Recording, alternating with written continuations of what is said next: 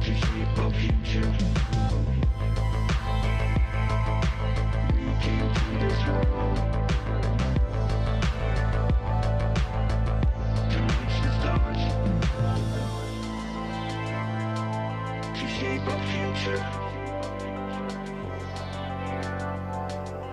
We came to feel the music.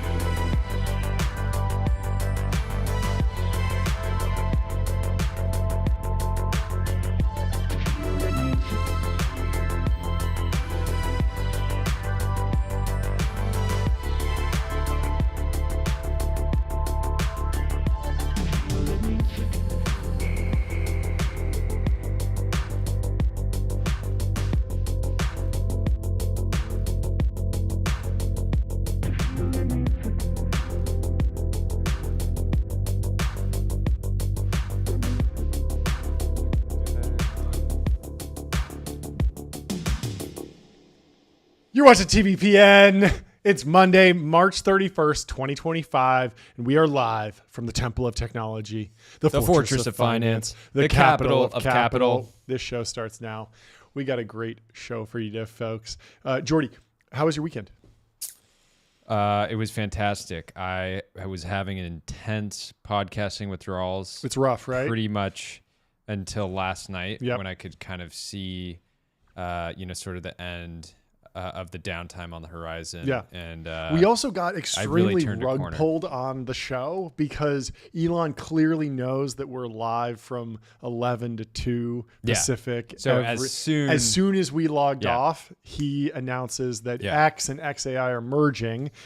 Very rude of him, but And we were both- we'll talk about it. we were both in the car heading to meetings. Yes. And the urge to just turn around, Yep. sort of donut U-turn, Yep. turn around, go back to the studio was strong. Yeah, it was rough. But we're back. Yeah, we need to figure out what our breaking news product is. A lot of people were saying, "Hey, we should hop on a Spaces," which I've actually never really done. Kind of harkens back to the Clubhouse era.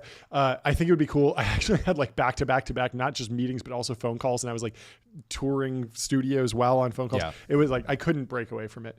But we were able to take the full weekend to digest the news and bring you a breakdown of this very interesting deal between X and XAI.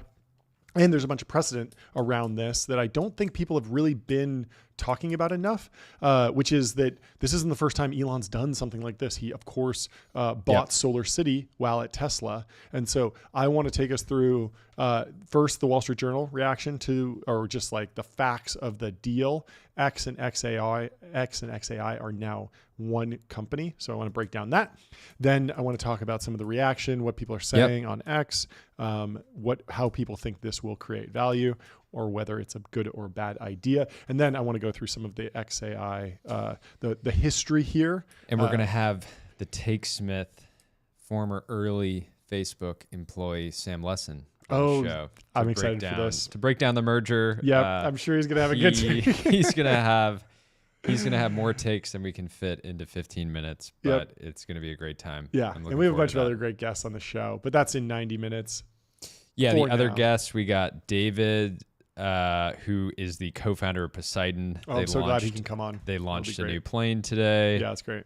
Who else we got? We got Aaron Levie from Box, who I'm very interested. I don't. We gotta Enterprise. ask. We gotta ask the story of how he amassed 2.5 million followers. It's probably just being early and about a platform. Oh yeah. But still fantastic. We got Cristóbal, co-founder and CEO of Runway, coming on. Yeah, they launched. Then we have Alexis Ohanian, and a new port co-founder of his, RJ, who's creating a new sort of Twitch for watching sports live in a very entertaining way.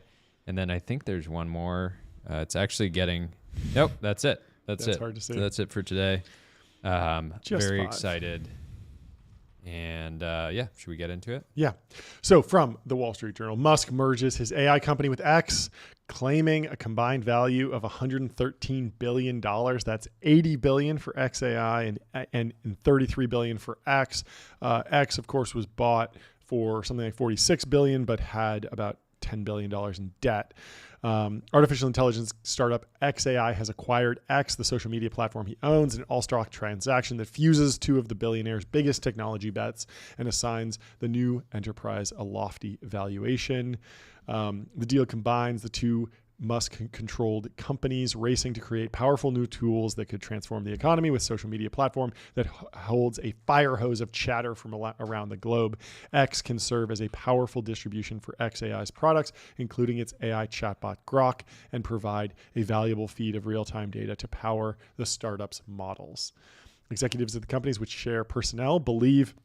And it's funny because they've already had a deal in place. Clearly, Grok is very deeply integrated in X. And it says that they're already sharing personnel. And so there's very clearly like blurry lines from day one. And I think that putting the companies together actually makes a lot of sense. But I'm interested to hear your take. I generally had a mixed reaction to this. I think it makes sense for Elon. He sort of got a lot of balls in the air. He's juggling. The teams were already sort of overlapping pretty substantially. My concern is just around focus. It's like, okay, the combined entity, both of them are still very much startups in some way, right? X has been in this sort of like... you put it back in founder mode. Not even founder mode, but just startup, like startup mode. Like super running lean on budgets, right? Really focusing on, just growing revenue and all these things that just historically weren't super important at Twitter for one reason or another. So now seeing them together, I have some, I understand how it makes sense from a team standpoint, from a fundraising standpoint. But ultimately it's just sort of unclear to me that, I understand that X can be a powerful distribution tool. I don't know what, it's unclear. It's unclear to me that it's working as a distribution tool other than people use Grok within X. Sure. But that doesn't necessarily need to be Grok. It's almost... I mean, it is a powerful distribution tool, but when you think about it as like, if you want to get 100 million people to use your LLM and you have a 43 or $33 billion budget to do that, like, could you acquire 100 million people a different way? And that's like buying the entire inventory of every Super Bowl ad for the next decade, right? Exactly. Like we're talking tens of billions of dollars. It's a lot of money. You could put up billboards in every single metro with AdQuick. You could do a lot, right? So my point of view is, if any other entrepreneur in the world was doing this, I would just be like blanket bearish. But it's Elon, so we're going to give him the benefit of the doubt. I'm actually taking the other side of this. I'm like super bullish on this. I think it makes a ton of sense. I don't know about the exact valuations, but in terms of just putting the two together, I think it makes sense for both. First, you look at how quickly Zuck was able to catch up on LLM distribution with Llama by stuffing it in Instagram and WhatsApp, and how natural that distribution point makes sense. ChatGPT was able to break through because it was the first. And now the app's installed. It's on my home row. But Anthropic has not been able to get to like the normie average person. I just think it's one of those things. What is the prize? Is the prize being an answer engine, a sort of alternative to Google search where people go there to multiple times a day for information? If that's the prize, then the merger, I'm not really sure that it works, because to date, I've continued to use ChatGPT for a lot of stuff. I think more and more people are moving over, and they'll use the one that's just one fingertip away, as opposed to swiping up and picking a different app. And so I wouldn't be surprised. I mean, the interesting question is like, how much traffic to Grok is driven by in-X app usage versus just people going to grok.com. aside from like the market entry of, obviously Yeah. Grok is going to get a lot of attention just because it's an Elon project and it's going to like essentially go viral. Any product can go viral. Anthropic Claude 3.5 went viral on X, even though it's not an Elon project. The question is how much enduring value I is there just in want to distribution? I want to see a deeper analysis from somebody internally at XAI Yep. that the distribution edge and the data edge are legitimately real and working and making people more likely to want to use Grok. Yep. And actually helping Grok go mainstream, which is the final prize, right? Yeah. I mean, I think on the distribution side, we learned this lesson from Facebook when Facebook was trying to launch new apps to challenge up and comers. So when Instagram launched, at one point, Facebook launched a separate app called Facebook Camera, I think it was called. And it was an Instagram clone, just a complete clone. Yeah. And they were like, well, we have, 500 million DAUs. Like, we'll just send a push notification for all of them. And of course they'll move over. And that didn't happen at all. Yeah. And so they added feature like camera functionality and photo functionality to the Facebook app. Then they bought Instagram. Yeah. And then what happened with Snapchat? Well, they actually launched another clone at a certain point. And I think Reels was even like a separate app for a while. And again, they've learned this. They've learned that people go to a single app and they do stuff within that app, and you can kind of push them around that app. But it's very, very hard to durably move someone to a new app. Yeah. And so, I feel like I'm not using Grok as a search engine within X. Yes. And I'm not yet using it as a search engine outside, or an answer engine outside of X. Yes. So I don't see what they can do to change that other than sort of marketing Grok more as a consumer product and sort of. I somewhat disagree with that. I mean, to be clear, Grok has not become my number one LLM. It's still ChatGPT, but I do think that there's something about seeing a post from someone who's on the edge of your understanding, someone talking about, like if I see a Joe Weisenthal post and he's going really deep on like jobs and labor and interest rates and all these different economic things that I'm not really fully tapped in on, being able to just click a button and just get great definitions, being able to say, hey, go give me the historical context here, chart it out for me, pull all the data right there. I'm going to do that. And I'm already doing that in some ways. I forget exactly the last Grok query I posted, but it was something like that where someone was making a reference to something and I didn't fully understand the historical context that they were referencing. And so clicked the button and got a pretty good answer. And I think that could grow because so many times when I kick off a Google search, it's like, Saquon Barkley won the Super Bowl. And I'm like, who won the Super Bowl the last 10 years?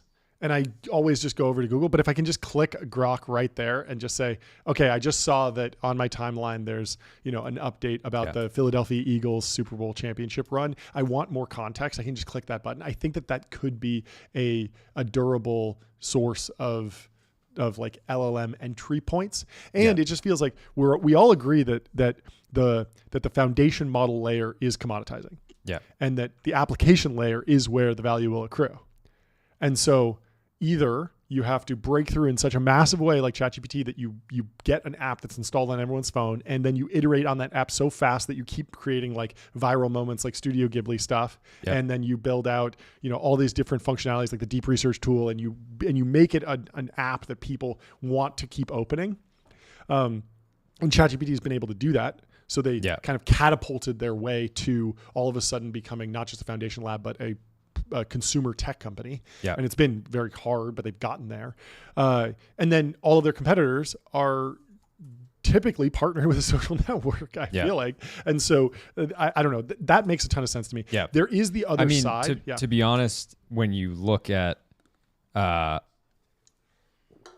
XAI and X as a sort of combined $113-ish billion entity, it is I'm not sort of like bearish on the overall investment at that price, because you're basically getting one of the few social networks that matters in the world that also is a professional network. that I think has massive growth potential by itself as a platform.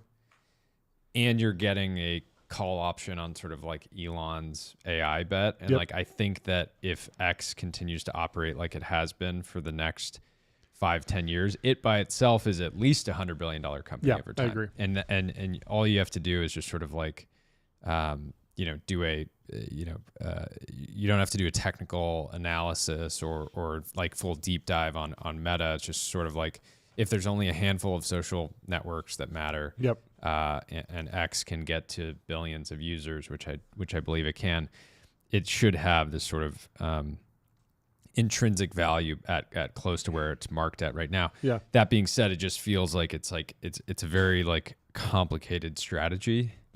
And complicated Elon is loves typically those. yeah, and he's run these before. So again, I agree with you. I understand why it's happening. Yep. I'm long-term bullish on the combined assets. Yep. I just don't think it makes as much sense as it makes sense from, again, the sort of financial standpoint, the team standpoint, all these kind of things. One talent org, trying to just sort of become this sort of like vortex for a type of person that thinks a certain way and wants to work on, Elon's AI plus social bet. Yep. But I don't think it like my takeaway from it is everybody that's like, oh, slam dunk, like this makes so much sense. I agree with you. Now it's going to be easy. Like there are some people on the timeline that are resting on their laurels. There's some people that are fairly well respected in the industry. Yeah. That are coming out and just saying like, yeah, this is a no-brainer, et cetera, et cetera. And I don't necessarily think it's a no-brainer. I think Elon will make it work, but not a slam dunk. I think it all goes back to ZERP. And like, if Elon had bought Twitter after the ZERP crash, Twitter would have been trading at like 8 billion. Like if it had gotten brought back down to earth after, every stock was inflated and they all went down 80%. Yeah. Meta, fantastic business, drew down like 50+%. And it's like, he could have bought it half off. And then at that point, I think your point might be a little bit less real. These numbers do feel high, but of course it's Elon. It makes sense. The other interesting thing about this deal, I think, is what is the value of the data? So X has become very, very good at creating this walled garden, right? Like you can no longer just view tweets or embed tweets. The API is locked down. You can't really just view them in an incognito browser. Like if you're not logged in, you'll see people's top tweets, but it's harder and harder to scrape this stuff out. And more people are bringing things onto the timeline from everywhere. So, and a lot of times that takes the form of somebody screenshots a book, somebody screenshots a Wall Street Journal article, somebody screenshots something that happens on Instagram, but they bring it back to X. Yeah. And I think that's hard right now to categorize. Like the search function right now is not amazing because so many people are posting images and the text in the images isn't indexed, but obviously image models are getting way better as we saw with the Studio Ghibli thing. And I think that there's a world where every image as it gets uploaded to X and every video gets really well tagged with information, even if it's in some sort of, like latent space that isn't human interpretable, but at the very least, transcribe all of the subtitles and transcribe, even if the captions are baked in, let's transcribe those and put those in a database that can be searched. And then let's bake that into the next LLM training run. I think that's really, I think that could be valuable information. I think the more valuable information is probably just the real time nature of these things. Like news still breaks on Twitter immediately. And X really is still a place where information goes out the same minute as everywhere else. And even if you look at a feed, if there's really, really huge news, it's possible that one of the mainstream media publications is the first one to report on it, but it'll hit X within 2 minutes. And then the Financial Times will have to write about it, but it'll take them a day or it'll take them a couple hours to get something out.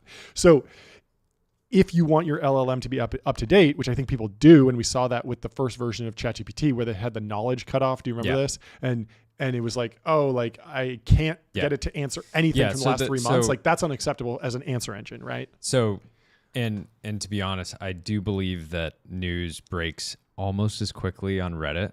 Like, Sure. For example, Yeah, Reddit right. has a very active MMA community. Yep. The split second that somebody wins a fight, it's on Reddit. live Yep. and it's, all the information is there. So And doesn't Reddit have a partnership with OpenAI, so if OpenAI wants that sort of like breaking user generated sort of like news, Yep. they can go to Reddit and say, we're going to give you Totally. $100 million a year for Yep. just like, direct access. Yep. And so again, I think that this data is like more accessible Than 33 billion. Yeah. Got it. Yeah. But it's still important. And I think one thing we actually should be tracking is like it feels like the application layer is a problem that you need to solve if you're a foundation model company, unless you're SSI and you're just going straight to super intelligence and you have no desire to play in the application space at all. But if you're Anthropic, I feel like you need to figure out how are you going to solve the consumer angle at some point. Yeah. And they're partnered with a number of big tech companies. Yeah. Could there be a partnership with Snapchat or Pinterest or something? Are there any other assets out there that they could buddy up with? Because it's getting to that interesting to think distribution about seems how important. XAI broadly and Grok will approach enterprise going forward. Yeah. Just because of how tumultuous X's relationship with large corporates has been. Yep. Just now it's like, okay, now we're all combined and you should plug our LLM into your. Well, it seems like Festival. Grok has not been super aggressive on the enterprise side. Anthropic has been much more aggressive on that side. Yeah, that's what I'm saying. But are they going to sort of say, we don't care about enterprise, we are a consumer application company? Yep. And Anthropic if- seems to be more focused on the coding and driving like the cursors and the The Manuses main of the thing is world. I'm very disappointed I didn't get the deck on this one of the combined entity. Maybe there wasn't a deck ever. It's very possible that Elon was just like, this is happening now. But it makes sense to me if it's, XAI is going to be the everything app. Yep. It's going to be social. It's going to be video. It's going to be search. Like if Elon is making, is simultaneously thinking, I want to actually compete with Google, right? He's like, it could be identity, it could be email. There's just so much. Yep. And so if he's 100% oriented around this sort of everything app angle, then that's you need great. an LLM, obviously. But I almost think you drop the like XAI and just have it be X, right? Yeah, it Which is odd. All shares of X and XAI will be exchanged for shares in a new holding company named XAI Holdings Corp. And so it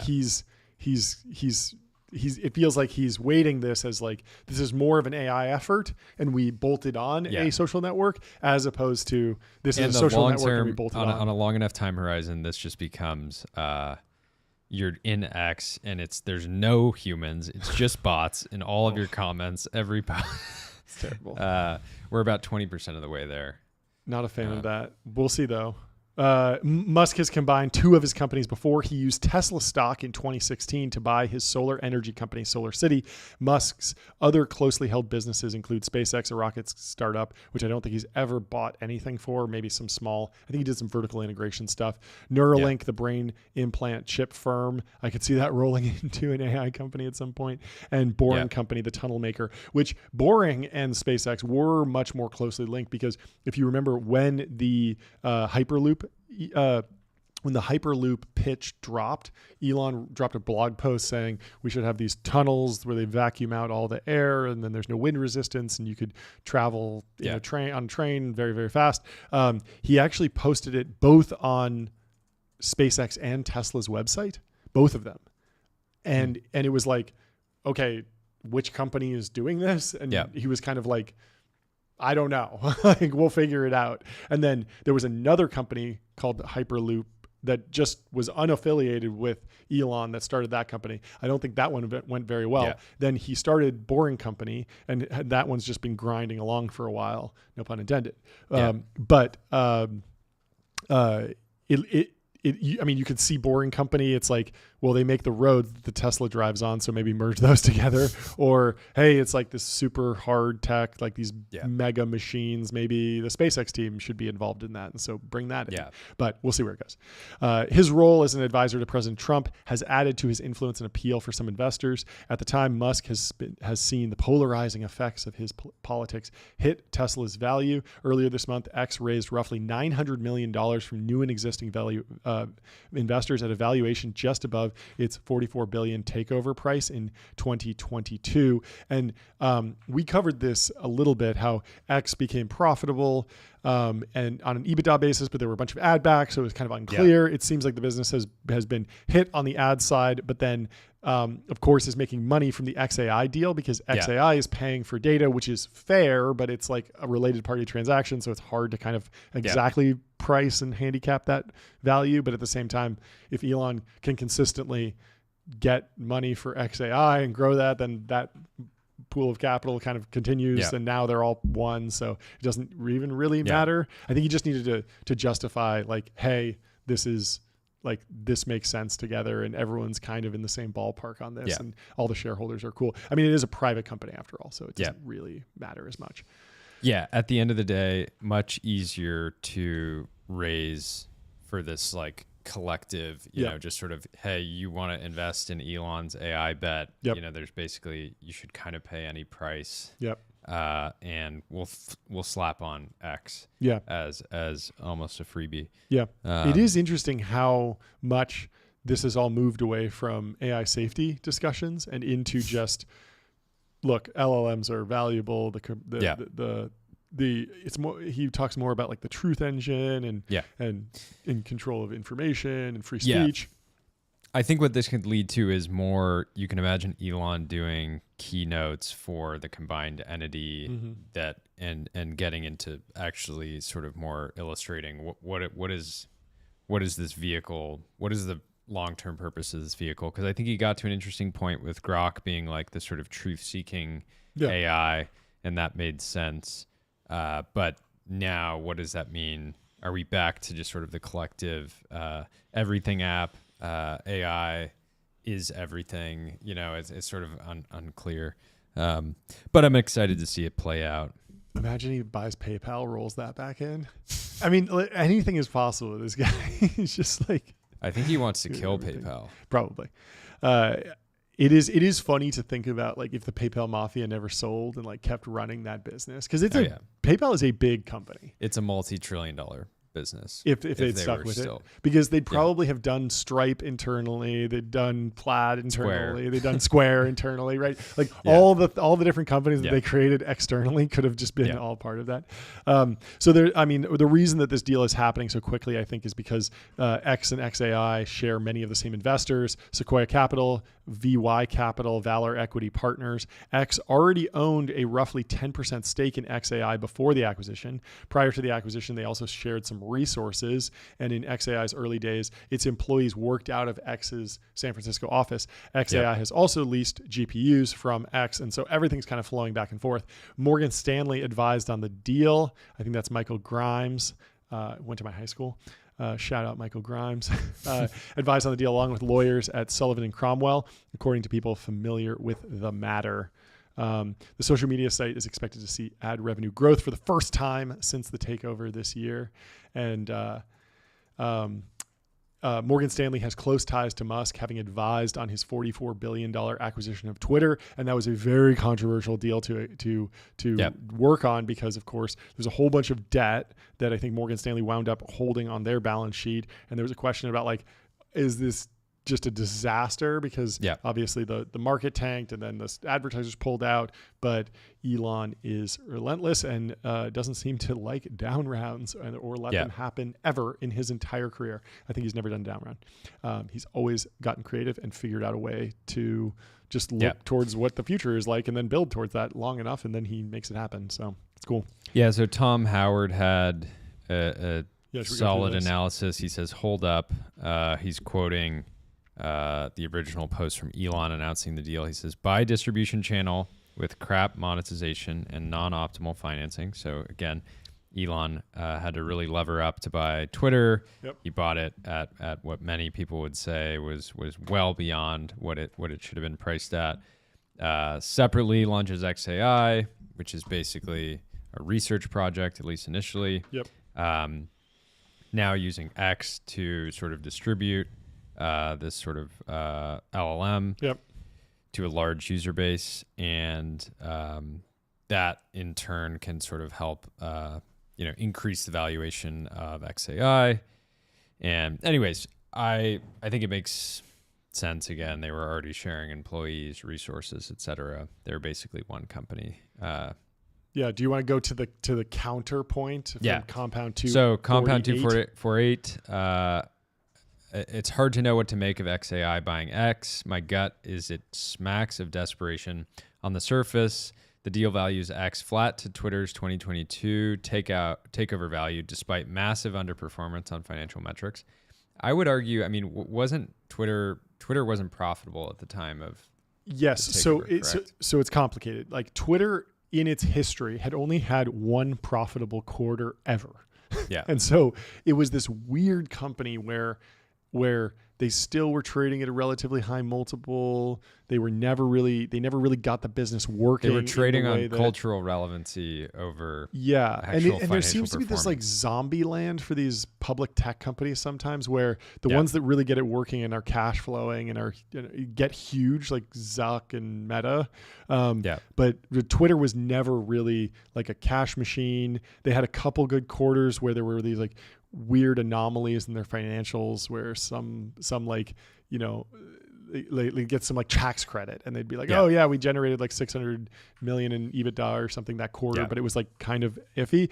The question I think you're getting to is like, hasn't the financial performance improved because Elon famously laid off like 75% of the staff? They cut so many costs, like the cost basis has to be way lower. And I think that's true. The problem is that we as the public don't have audited public financials because it's not a public company. And so we've heard rumors and we've seen that, the business might be doing better, might be producing $1 billion in EBITDA and applying like a 40x profit PE multiple to this thing, given all the opportunity. Like it's not that crazy, but we don't actually know how real is that profit, or what's the shape of it, or how new is it, how durable, what's the concentration. It's rare to have transactions of this size that are trading based on narrative and almost pure play sort of like founder bets. Totally. And that's what's kind of eye popping about this. Totally. So Compound goes on. It's an all stock deal. So it's a stock deal. X owners will now own 29% of the combined entity, shifting from a near pure play social media bet and a highly strategic asset to an AI bet that's very much on the come up, plus you get a diluted ownership in X. Yes, XAI is a powerful model, but not unusually so.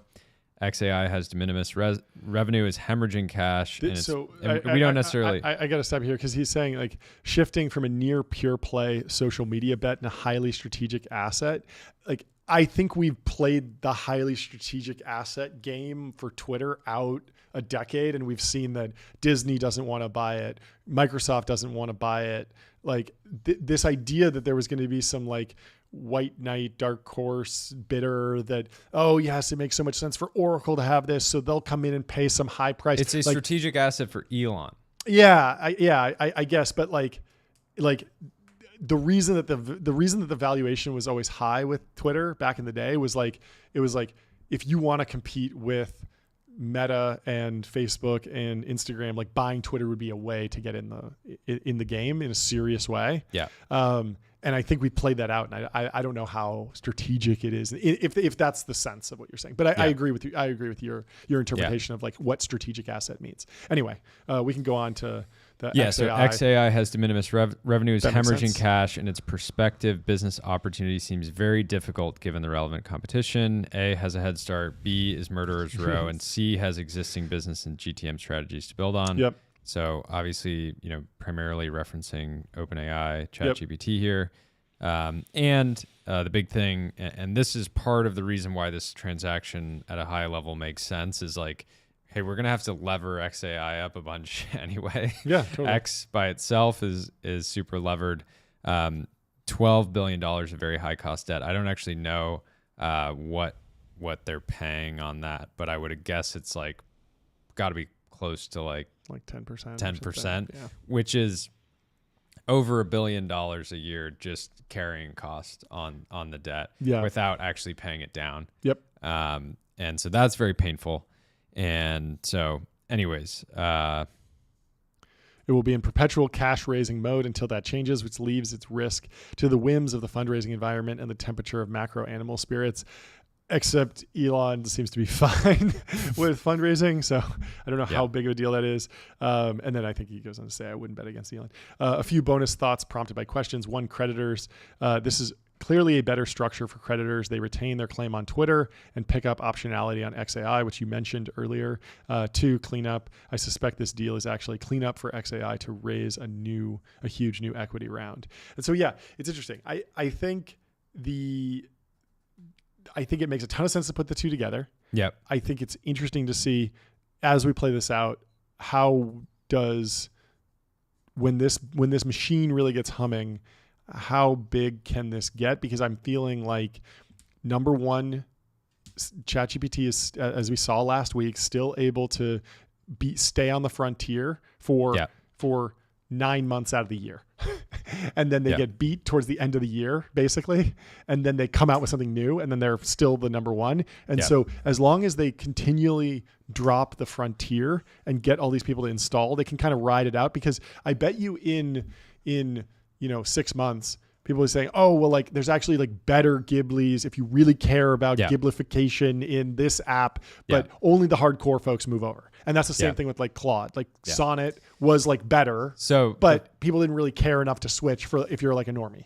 The interesting thing is I do believe if this combined entity were to go public right now, it would trade well beyond the sort of private mark. Like it probably would pop to like $1 trillion. Yeah, I wouldn't doubt but it. Given how much sort of political pressure is on the company right now, like it would be very chaotic and maybe it wasn't the right move. But if the play is to basically take it out, and Bill Gurley would be watching this one like hawk, he'd be like, do not leave. But you could easily see this getting priced.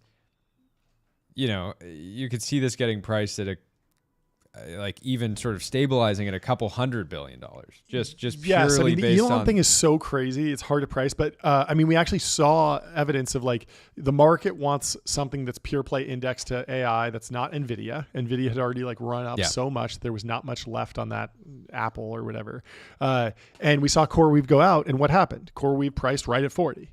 Bill Gurley, very happy. It didn't pop, but I think the counterpoint to the CoreWeave thing is that it showed that there was not this insatiable demand for like, oh, we need a AI pure play company. We want it so badly, like we'll pay any price. It's going to pop huge. Like that didn't happen. CoreWeave was not able to become like this like meme, at least not yet. But obviously XAI is like way crazier because like Elon like has so many fans and like huge allies all over Wall Street and stuff. So CoreWeave also being a data center business that's not coming out and saying we're going to achieve AGI. It's more like you guys do a lot of revenue. You have a lot of leverage. And you have sort of medium-term contracts, right? That could go up in smoke. But who knows? Either way, who knows? Wild times. The most entertaining outcome is the most likely. Let's go through the Tesla Solar City merger. I just have some key bullet points that are kind of interesting to go down memory lane. Solar City, founded in 2006 by Elon Musk's cousins, became number one in U.S. residential solar installation by 2013. So he kind of delivered on the initial pitch. And I heard this crazy story that like he thought about it he thought of the idea at Burning Man or something like that. Have you heard this one? It's like a crazy, like he was hanging out with a bunch of people and was like, maybe we should do solar panels on people's houses. And then they just like went for it. It's so funny because my entire life, as long as I've been truly conscious, solar panels on homes are just so normal. Yeah, totally. That it's funny to think it was maybe one or a handful of companies that actually normalized it, but that's usually how things work. So at the time, Elon was like famous, but really he was only known for PayPal and SpaceX. And 2006, like these weren't like PayPal was a big deal. SpaceX was still very early. Elon provided the initial $10 million in the startup, and Lyndon and Peter Reeve, his cousins, ran the company. He also served as SolarCity's chairman and was the largest individual shareholder, leveraging his vision of a sustainable energy future across his ventures. SolarCity's business model focused on solar panel leasing and what are called PPAs, which are power purchase agreements.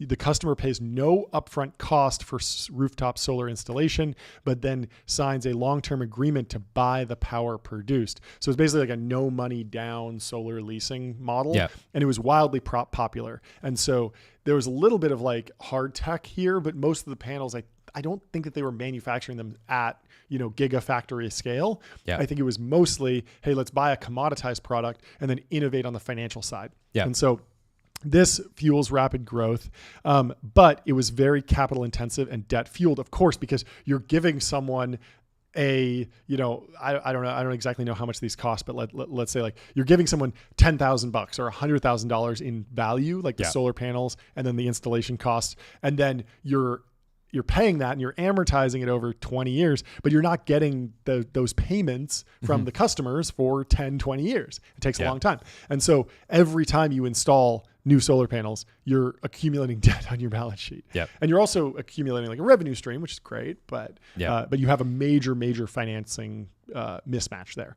And so by 2015, warning signs emerged. SolarCity's stock price, which had peaked around $88 a share in 2014, began a steep decline. In October of 2025, the company lost a quarter of its market value in one day, falling below the coveted unicorn $1 billion valuation. Oof. The drop followed CEO Lyndon Reeve's announcement that SolarCity would slow its expansion and cut costs as years of 80 to 90% growth had led to huge investments that were not yielding cash flow yet. We talked about that. Internally, executives knew the company faced a looming liquidity crisis by late 2015. SolarCity's aggressive growth had left it with large operating losses and over $3 billion in debt by 2016. In fact, SolarCity was nearly insolvent prior to the Tesla merger. Court filings later revealed that weeks after the acquisition, auditors warned that SolarCity lacked sufficient cash to meet its obligations on a standalone basis. And so there's always this question about like, he kind of got a bailout. Should he have just let the company go bankrupt, buy it out of bankruptcy, do a proper bidding process? Like this was always like a hot button debated issue. Yeah. But so to sustain growth, SolarCity diversified within the solar value chain. In 2014, it acquired Celevo, a solar panel manufacturing startup, and embarked on construction of a massive 1 gigawatt solar panel factory in Buffalo, New York, with substantial subsidies from the state. The Buffalo Gigafactory 2 was part of a plan to produce advanced solar modules domestically and reduce costs. And we talked to Casey Hanmer about this a little bit, where he thinks that the Chinese manufacturers of solar panels are subsidizing them really, really heavily. Yep. And his argument was like, hey, when somebody's subsidizing something below their cost, you shouldn't tariff it. You should buy as much as possible to hurt them, which is kind of funny, kind of hot take. But there has been incredible international pressure with these commoditized products. We could have maybe pushed him a bit more on that and said, well, do you want to, usually if somebody's selling something for less than what it actually costs, they have some sort of long-term strategy that maybe isn't in your best interests. And, it's the learning curve pricing issue. So yes, they are losing money on each solar panel right now, but if we all of a sudden provide to them 10x demand, they might be able to justify investments in 10x larger gigafactories, and they might actually be able to lower the price to the point where they are profitable at a price that we can never compete with because we just are not scaled up enough. And that's certainly what's happened with TSMC, where TSMC has seen so much demand from Google and Nvidia and Apple and everyone else that they're getting to a place where no one else can compete, and they really have like essentially a monopoly on the 3 nanometer node. And they're running this with cars right now. Yeah, cars and phones and a lot of different stuff. It's all happening. So the cash squeeze got really severe. The company was holding emergency weekly cash management meetings, and its executives privately informed Musk that it needed an infusion of $180 to $300 million to avoid default. I feel like Elon nowadays could like raise that with one phone call for like literally anything. He could text Mark Andreessen and say, Ellison. Ellison, hey, I need 300 mil. Don't ask what it's for. It's just for something cool. And he'd be like, of course, dude. I got you. Attempts to raise equity or find outside investors in early 2016 fell through, which is unfathomable, forcing desperate measures. Musk's other company, SpaceX, loaned SolarCity money to prevent its cash balance from triggering a bond default. SolarCity had covenants requiring cash above 169 million. Hilarious number that even his debt covenants include the number 69. Classic Elon. Like even in the debt world, he's like memeing. I don't know. It's probably just a coincidence, but you never know.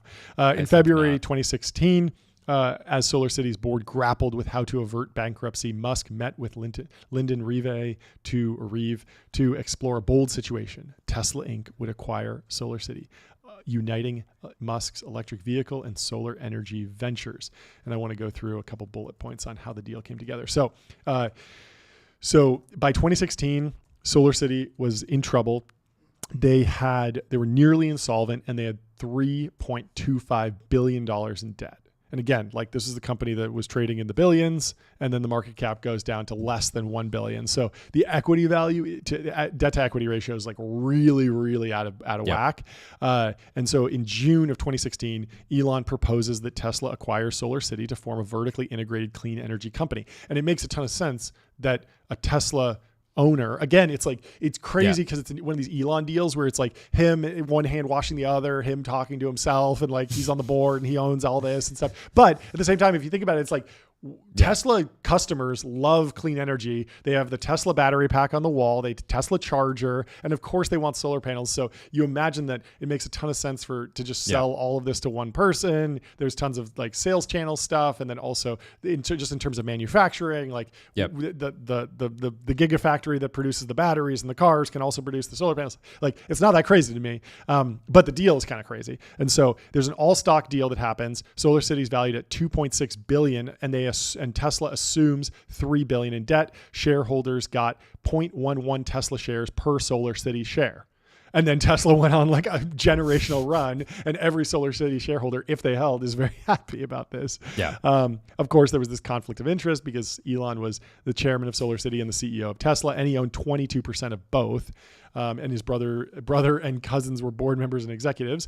Despite the controversy, 85% of unaffiliated shareholders approved the merger in November 2016, and that makes sense. Like if I'm an unaffiliated shareholder and I just hear about this and I've never even met Elon, I'm going to be like, yeah, of course. Like this deal makes sense, even though it's a little wonky. Like put these companies together. I'm happy to be a shareholder in the combined entity, and so.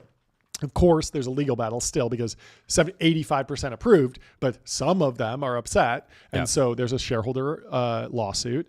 They sued Tesla's board of directors for breach of fiduciary duty, which is what you sue for whenever you're unhappy about something. All directors except Musk settled for $60 million in 2020 via insurance. And so they had some key man insurance there, or some, I forget what it's called. It's the executive director, D&O. Directors and officers insurance. Musk alone went to trial in 2021, accused of pushing the deal to bail out his failing investment and family. Plaintiffs sought $13 billion in damages, which is crazy because that's like way more than the debt and more than the equity. It's like more than everything combined. But Musk won. So in April 2022, a Delaware judge ruled in Musk's favor, stating that Tesla paid a fair price. Of course they did. If anything, they overpaid. And so as a SolarCity shareholder, you've gotten a bunch of Tesla shares that basically like 10x'd. You got a really high price at the time of the deal. Like you have nothing to complain about. Why are you suing them? It was a full zero, like literally 3 weeks later. Yeah, exactly. They were running out of cash. And so the Delaware judge, Elon's been very rough on the Delaware judges, but in this case, they say, we got Musk's back. He's right. And this deal ultimately benefited shareholders, which I think we agree with. And then there was a post-merger decline too. So even as they combined and they had all the resources and they took care of the cash management problem, Tesla's solar installs fell 60% from 870 megawatts to 326 megawatts in just 3 years, from 2015 to 2018. And Tesla lost its number one solar market position to Sunrun, which is another solar installer. Sunrun's been crushing it. They've been crushing it. And so today, Tesla has actually shifted away from highly commoditized solar panel installation to battery storage. So they sell those power walls. We looked at one; it was $192 million installation, right? Wasn't that you could just go on their configurator and say, "Yeah, I actually need like a gigawatt of power. Can you send me it?" And they'll be like, "Sure." But listen to this: in 2024, Tesla Energy hit $10 billion in annual revenue, powered by power walls and megapacks. And so like, I think of the Powerwall as like, oh, it's like this cute, like little side project. It's like the AirPods of the Tesla world. Like that's a lot of money, 10 billion in revenue. And so even though like the solar angle didn't really pan out, like Musk was right over the very long term that like vertically integrated clean tech energy would be a good strategy, good company. And so just an interesting thing that like, you know, to think about with the X and XAI thing, like it's hard to predict where this goes in the next 5-10 years. Is it a good deal right now? Will there be a lawsuit? Like all of that kind of steps to the side of really trying to concretely visualize what does the social networking and AI/LLM consumer productization of AI look like in 5 years, 10 years? And can he figure out something that is good in that space in that time? Yeah. And I don't know. He has a lot of money and a lot of time and a lot of effort. Bad time for Ben Thompson to be on vacation. I know. He did one unscripted podcast about it, and he was pretty bullish on it. He said he thinks it makes a lot of sense, but we'll have to wait to get Ben's full take. Anyway, such a funny deal. Never a dull moment in tech. My number one advice for Elon is you're combining these two companies. It's more important to control costs more than ever. So go to ramp.com, Elon. Time is money. Save both. Save both. Easy to use corporate cards, bill payments, accounting, and a whole lot more all in one place. I would love to see X and XAI both on Ramp. Really understand. I mean, a big thing of Ramp is like you're paying for 2 subscriptions and it identifies that automatically, right? It's like you're merging these two companies. The SaaS savings, you know? Well, actually, I imagine a lot of their contracts are primarily seat-based and maybe aren't saving much money at all. Maybe.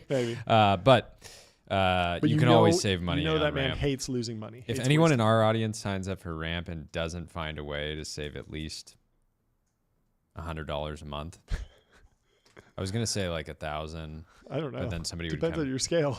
Yeah, it depends on your scale. But you sign up for Ramp, you're gonna save some money. And you're going to save some time, baby. And you're going to save some time. Well, let's stay with Musk and go on to this exclusive in the Wall Street Journal. That's right. Apple and Musk are clashing over satellite expansion plans. We talked about this a little bit. The iPhone is getting Starlink direct to cell. So you'll be able to communicate with the Starlink satellites from your phone. Very cool. It's already live in some places. You can send like a single text message on a satellite network. But obviously this is a really, really tough deal and a very big, there's a lot at stake, obviously, because once you don't need the cell phone towers, you can use the satellite communication everywhere. That's going to be a big differentiator for any cell provider. So Apple, here are the key points. Apple and SpaceX are competing for spectrum rights to expand their satellite-based communication services. Apple's outer space ambitions have drawn the ire of SpaceX CEO Elon Musk, who has pushed regulators to stall expansion efforts from Apple partners. Despite their rivalry, Apple and SpaceX need each other to achieve their respective goals in the satellite market. And so Apple has been investing heavily in satellite-based communications that keep users connected in places where traditional wireless signals aren't available. Musk's SpaceX, meanwhile, has launched more than 550 satellites that provide cell phone connectivity via its Starlink service. To build capacity, the companies are competing for valuable spectrum rights, airways that carry the signals, which are in limited supply. It's very interesting, like the wireless spectrum, when there's a block up for sale, there's this whole auction. It's governed by the FCC. Brendan Carr, the new FCC commissioner, is the guy who kind of oversees that now. But I don't know if you remember this, but back in 2011, 2012, TV stopped being over the air. Like, do you remember rabbit ears? Do you remember those like little antenna that you put on a TV? That just stopped. We had the digital transition. TV, you could still get TV, but it wouldn't be over the air. And so that block of spectrum was then re-auctioned off for other things. And that's where like the 5G spectrum kind of comes in. And so Apple's outer space investments have drawn Musk's ire. SpaceX pushed federal regulators to stall an Apple-funded satellite expansion effort. The conflict intensified in recent months after SpaceX and its partner T-Mobile sought Apple's cooperation to offer Starlink on iPhones. The companies engaged in intense discussions, and eventually reached an agreement that allows SpaceX and T-Mobile satellite cell phone service, which will debut this summer. It appears to appear seamlessly on newer iPhones. So even though SpaceX has a deal with T-Mobile, they need Apple to opt in and say, yes, we're going to allow this. We're going to build this. This is going to be a function. It's not enough to just say, oh, SpaceX and T-Mobile agree. You got to get it in the Apple ecosystem. Ever shared about what its long-term ambitions are? Because I imagine long-term you'd want to just cut the carriers out completely and just own, basically have another $100 a month sort of. Yeah, it's kind of a match made in heaven with.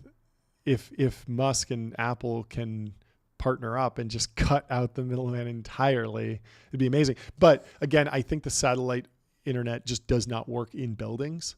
It just does not penetrate. And so we're not anywhere near there. So it's very much like a nice to have add-on. Nothing penetrates my home because I use lead paint. You live in a Faraday cage. Yeah, I've developed using lead paint to create a Faraday cage in my home. I mean, a lot of people are doing that. They're worried about microplastics, so they're switching to leaded gasoline. Calling it now lead paint is coming back Yeah. in a big way. Yeah, you don't want the microplastics. Let's just use the lead. Full for lead. Sure. Go lead. Full lead.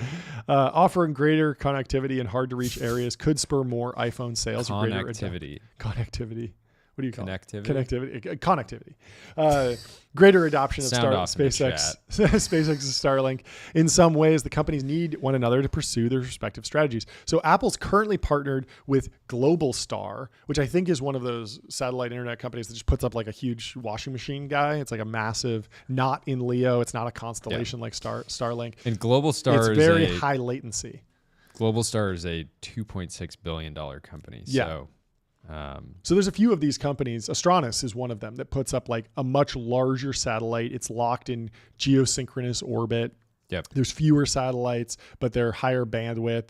And then Elon, because SpaceX has all this residual capability, they can just throw up Starlink satellites whenever they don't have a full ship, basically. Yep. Throw it up there, create a whole constellation. It's a lot lower. They'll burn up a lot faster, but the benefit is that it's a lot lower latency. And so, famously, like you can game on a plane, you can take a, FaceTime call on your private plane if you have Starlink. Whereas with Globalstar, if you've used Apple's satellite service, like you could definitely not have a conversation on it. It takes forever to upload even a small text message, but it's still very cool when it works. I was using Apple's service during the fires. LA fires because I was trying to help.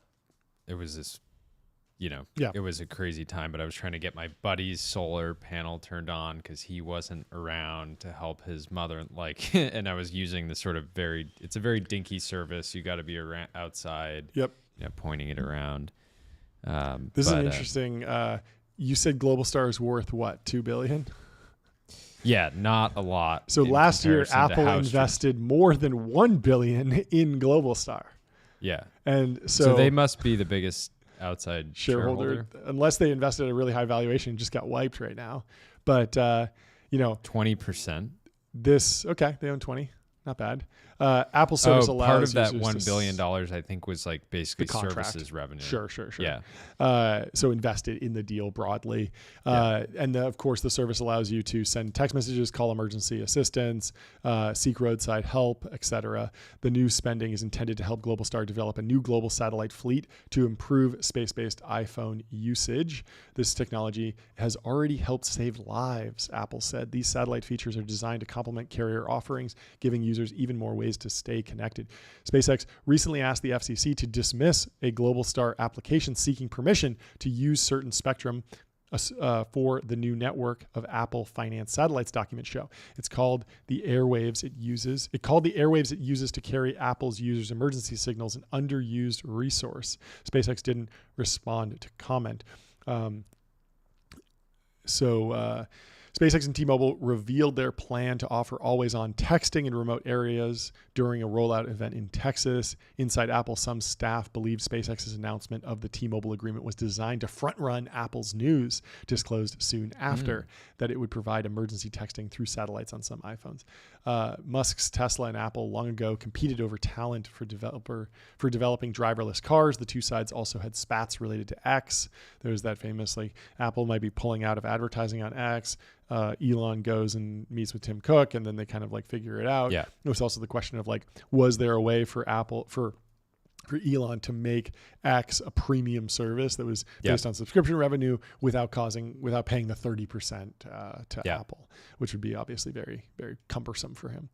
The social media company relies on Apple for distribution on its app store and advertising dollars. And then there was also the question of if Musk goes too far with the free speech, will Apple kick them out of the app store? That didn't happen. But Musk at times has considered building a smartphone himself over frustration with how Apple controls distribution of third-party apps, but nothing's really happening there. And then Elon said, the idea of making a phone makes me want to die, but if I have to make a phone, I will. I love it. Cracking a market dominated by Apple and Samsung, whose devices account for around 40% of the global smartphone market, would be tough, according to analysts. In orbit, SpaceX, through its Starlink operation, has far more satellites than Apple, and industry leaders believe Globalstar alone won't be able to satisfy the iPhone maker's needs. Apple has held talks with other satellite providers over the years to secure more spectrum. People familiar with those discussions said it explored investments in the Colorado-based satellite operator EchoStar to provide more satellites and spectrum to support iPhone connectivity, the people said. Apple previously worked on a satellite plan with Boeing, and everyone is trying to do deals with everyone in the great space phone race of 2025. It's fascinating because Globalstar has contracted SpaceX to launch satellites. Of course, yeah. There's no vertically integrated satellite internet internet provider. They're all using either SpaceX's launch capacity or separately, and we'll talk about this today, they're pure play on launch capacity. So SpaceX is definitely unique in the fact that they make the satellites and then also launch them. And so that's obviously much better for margins and all the different stuff. No, and again, part of there's a world in the future where X is not only the everything app, it's your personal AI, it's your cell phone, it has sort of 24/7 connectivity via satellites, and you're hopelessly dependent on it in the way that you are the iPhone. And I'm sure. But can you imagine if your phone only worked on Starlink? So it's you got to go outside. You got to touch grass if you want to scroll the timeline. That would be bullish. That'd be bullish. I think it'd be great. It'd be like Pokemon Go. I saw a bunch of people playing Pokemon Go at some meetup in Pasadena, and they were all on their phones out. It was very dystopian, actually. But it was cool to see them all walking around a golf course. At least they were getting outside. Just in the middle of a driving range. Oh, yeah. They shut down the whole golf course for an exclusive Pokemon Go event. Can you imagine being the golfer that's just showing up on a Saturday, just finally get a little time off? It is funny because they only shut down half the golf course. Like one set of the 18 holes was shut down for the event. So you could actually play, and then you'd see 1,000 Pokemon Go players heads down I caught a Charizard. Very excited. It's great. Anyway, if you're traveling a lot and you have a Starlink and you want to hang out, why don't you find your happy place at wander.com. Find your happy place. Find your happy place. Book a wander with inspiring views, hotel-grade amenities, dreamy beds, top-tier cleaning, and 24/7 concierge services. It's a vacation home, but better, folks. I gotta say, TBPN. Go follow Kyle Tibbetts. Oh yeah, he's putting up X a historical run at Kyle KYLETIBBITTS. He posts some of the best wanders every single day. He's their chief marketing officer. Right? Yeah, he's their CMO. He's a friend of ours. And he just posted one a bit earlier called Malibu Ridge that just looks 10 out of 10. Iconic. We got to get over there. I'm sure it's close to my house. And we got some shoots coming up. We got some shoots in the pipeline. We're going to be leveraging some wanders. I love it. I'm Very excited about that. Well, should we move on to Isomorphic Labs. They raised $600 million for AI drug development. They were backed by Google. Thank you for the size gong. Demis Hassabis, the CEO of Isomorphic Labs, of course, has been at Google for years. He founded DeepMind and famously beat Lisa Dahl in Go with his AlphaGo product and team. Fascinating documentary if you haven't seen it, all about AlphaGo. Move 37 really shook Lisa Dahl to his core. One of the greatest moments in AI history, basically. But we'll take you through it. It's very interesting. It's very early. Everyone kind of expects that AI will help in drug design, drug development, could help us live forever. Like really, really amazing applications. But we haven't seen AI really move the needle or move the biotech markets yet. So still early, but Thrive Capital's getting in early, as you should if you believe that this is the future. So they raised $600 million in the first external funding round to boost artificial intelligence drug design pipeline across multiple therapeutic areas. And so they're taking an ensemble approach. They're really looking at not just one drug, which is the kind of the normal biotech strategy. Even a company like Moderna, before they got into mRNA vaccines, they were focused on, one specific biotech technology. And a lot of companies will go public as biotech companies saying like, we're an Alzheimer's company. We have a drug that's targeting Alzheimer's, not Isomorphic Labs. Isomorphic wants to work across multiple therapeutic areas. And so this is actually a subsidiary of Alphabet, started 4 years ago. Thrive Capital led the funding round with participation from Google Ventures, but they're potentially spinning it out. And we've seen this with Waymo too, where Waymo's starting to take external funding and potentially spinning out as well. This company is based in London, and they'll receive follow-on capital from the existing so investor, fascinating Alphabet. that Google allows for this sort of massive external investment in companies that are, they're effectively acting as some type of like venture studio, but you'd think with how much cash they produce, they would just want to own all of these, but sometimes It's having odd. an external, board members can help. Yeah. I mean, I think that there's something about, maybe this is a kind of an admission by Google that says like, hey, like these companies, these ideas are great, but they can't really thrive when they're 100% owned by Google. Like we just need the it's almost that external alignment. Pressure too. Totally. External pressure. Yeah. It's like, who were we talking to about this where, I think maybe Delian was talking about this, where it can be very tricky when you have, when you're a company and you have like a billionaire patron who's just kind of paying payroll off their own balance sheet, and they can kind of bail you out forever, but there's no pressure. And the venture model of like, hey, you raised enough money to get to the next milestone. You have 12 to 18 months. Maybe you stretch that to 24. Maybe it goes somewhere else, but like you have to deliver some sort of milestone and get on it. You're off the research track. This is not go spend 20 years and figure out if you can create a grand unified theory of the universe. This is, can you commercialize? Can you make really, really solid traction to justify the next round? And that treadmill has worked in technology development for decades. And so I think Google's maybe just admitting that. There's also the question of just, how do you incentivize someone who's at a subsidiary financially? Like if you go and I wonder what these cap tables look like, right? Yeah. Because you have to imagine Google 100% Google. It's at the start, right? Yeah, but post investment, you've got the founders got to have some direct exposure. I would imagine the team is now working on it would want exposure.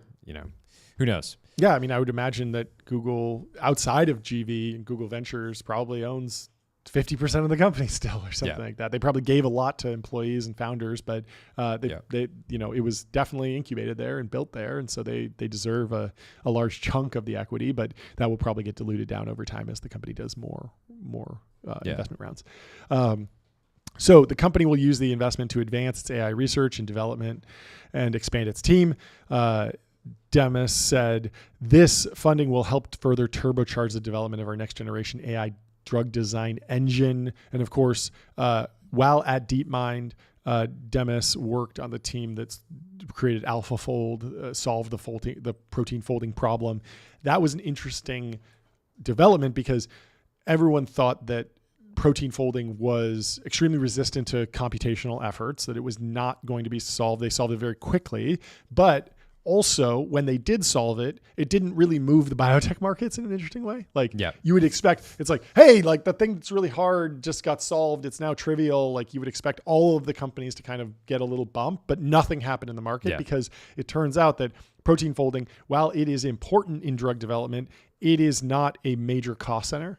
You need to use this, I think it's like an X-ray crystallography machine or something. You need to use some really expensive equipment.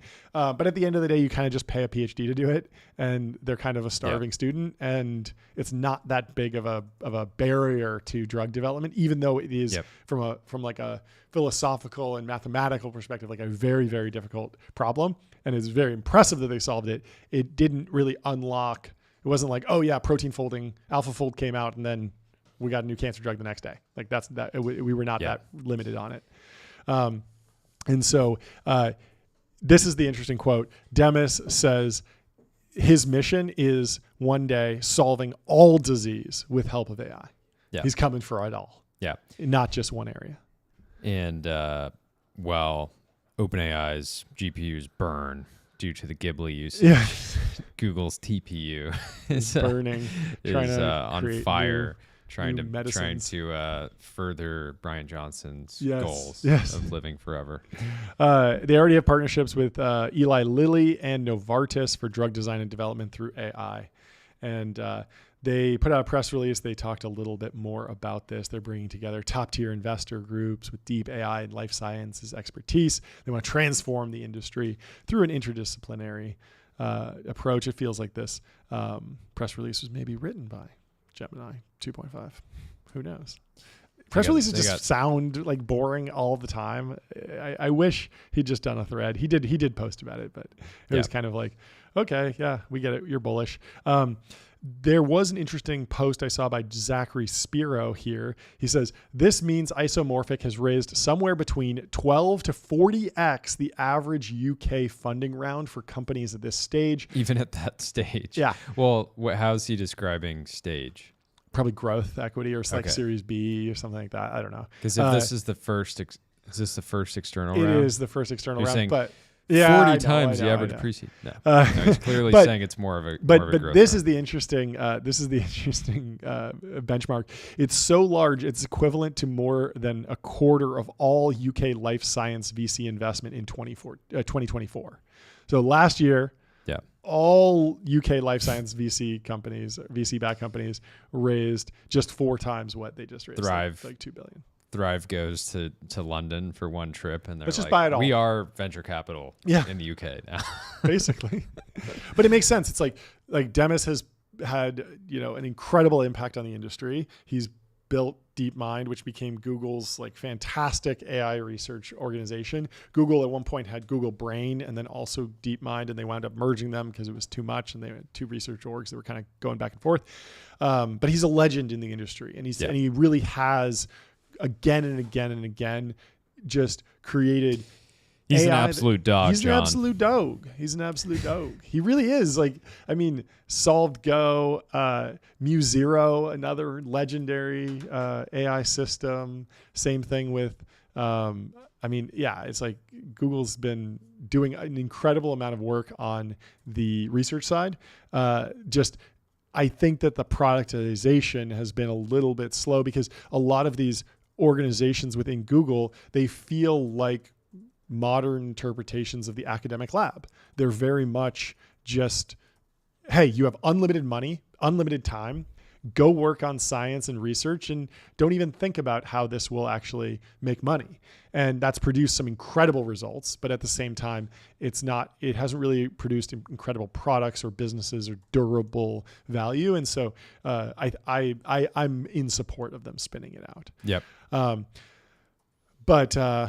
We don't want these moonshot projects just living within Google without any sort of urgency to actually deliver commercial results. Yeah, I agree. So, but until Demis solves all disease, I think the best thing that you can do for your health is just get some good sleep. Go to 8sleep.com. Nights that fuel your best days. And turn any bed into the Tyler, ultimate sleeping experience. Called out on X. Oh, yeah?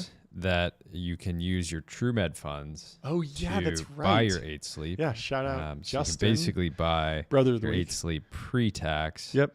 So if you have a FSA, HSA account, you got some money burning a hole in your pocket, head over to 8sleep.com and check out with TrueMed.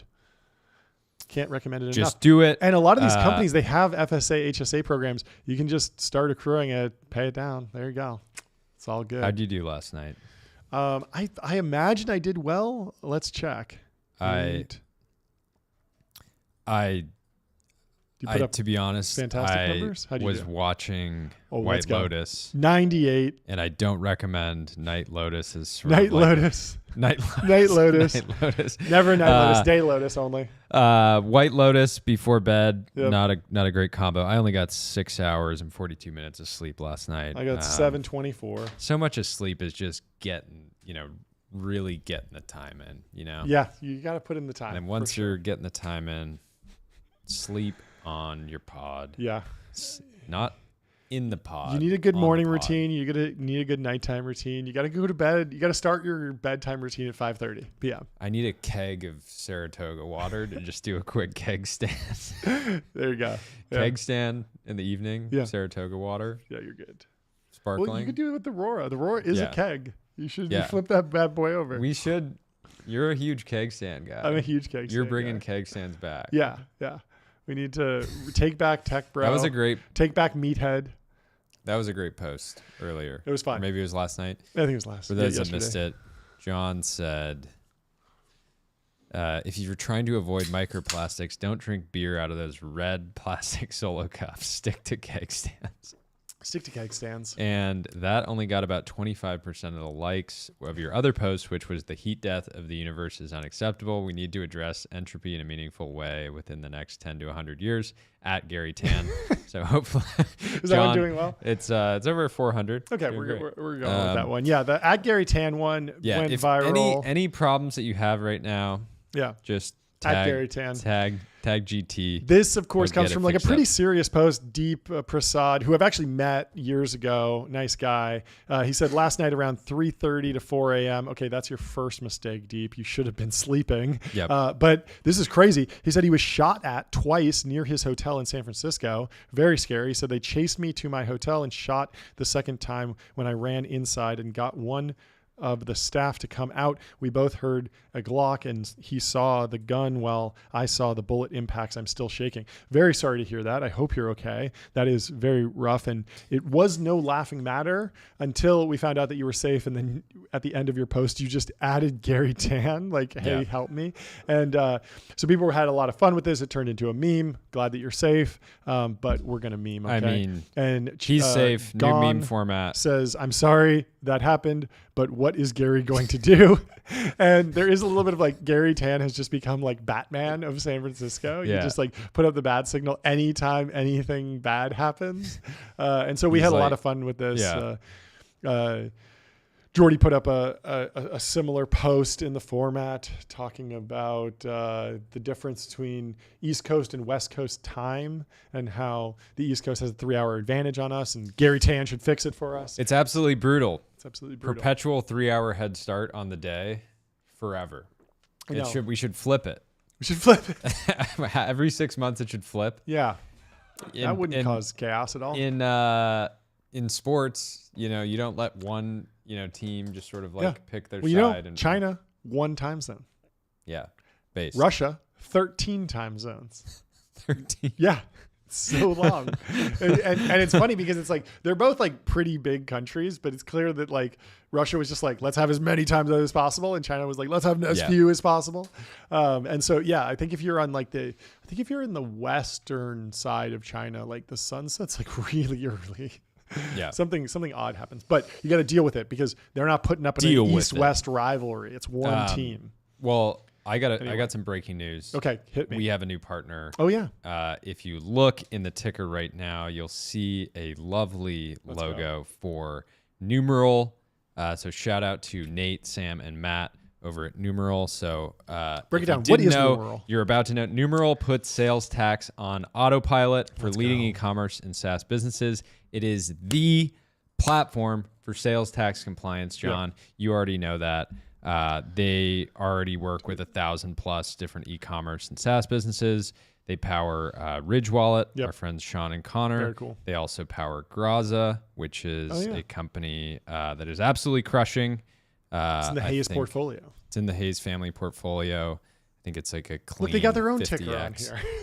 They got their own ticker too, so they're ticked up. They're ticked up. We love to see it. You got to scroll down so that fantastic our rating ticker on doesn't G2. block their ticker. Let's look at their benchmark ticker. Series They got A. great teams. Very cool. And I mean, two things like sales tax is such a hassle because there's just so many sales tax jurisdictions. It's like the perfect thing for automation and software. I was like deathly afraid because I just yelled out benchmark Series A, and I was like, oh wait, did that not get announced yet? It did get announced. It got just leaking it. It got announced. Congrats last to the month. team. So we love a benchmark Series fantastic. A. And I'm very excited to be Sam, the CEO. Yeah. Spends time in LA. Cool. So we'll have to have him on the show as soon as he's back on. Do you remember the golden age of e-commerce when you just didn't have to pay sales tax? And Amazon was just like, yeah, if you're not in Seattle, like we're a Seattle company, like we don't have Nexus in California. Yeah. And they just crazy wouldn't. And it was this crazy arbitrage because you could buy things and you just wouldn't pay tax if you bought it online. And then eventually Amazon was like, okay, yeah, we actually have Nexus everywhere and we got to pay tax everywhere. And it got a lot less fun. Yeah. But now that it is a lot less fun, the fun's coming back because of sales tax automation. So what's the call to action? Go to numeralhq.com. Numeralhq.com. And we're pumped to have him on the show. It's great. We are eventually going to sell some merch. Yeah. And we will be running on Numeral. That's great. Guillermo, friend of the show, former guest of the show, has a post here. There's no better investment in the world than America. It's people, it's culture, it's land, it's companies, it's freedom.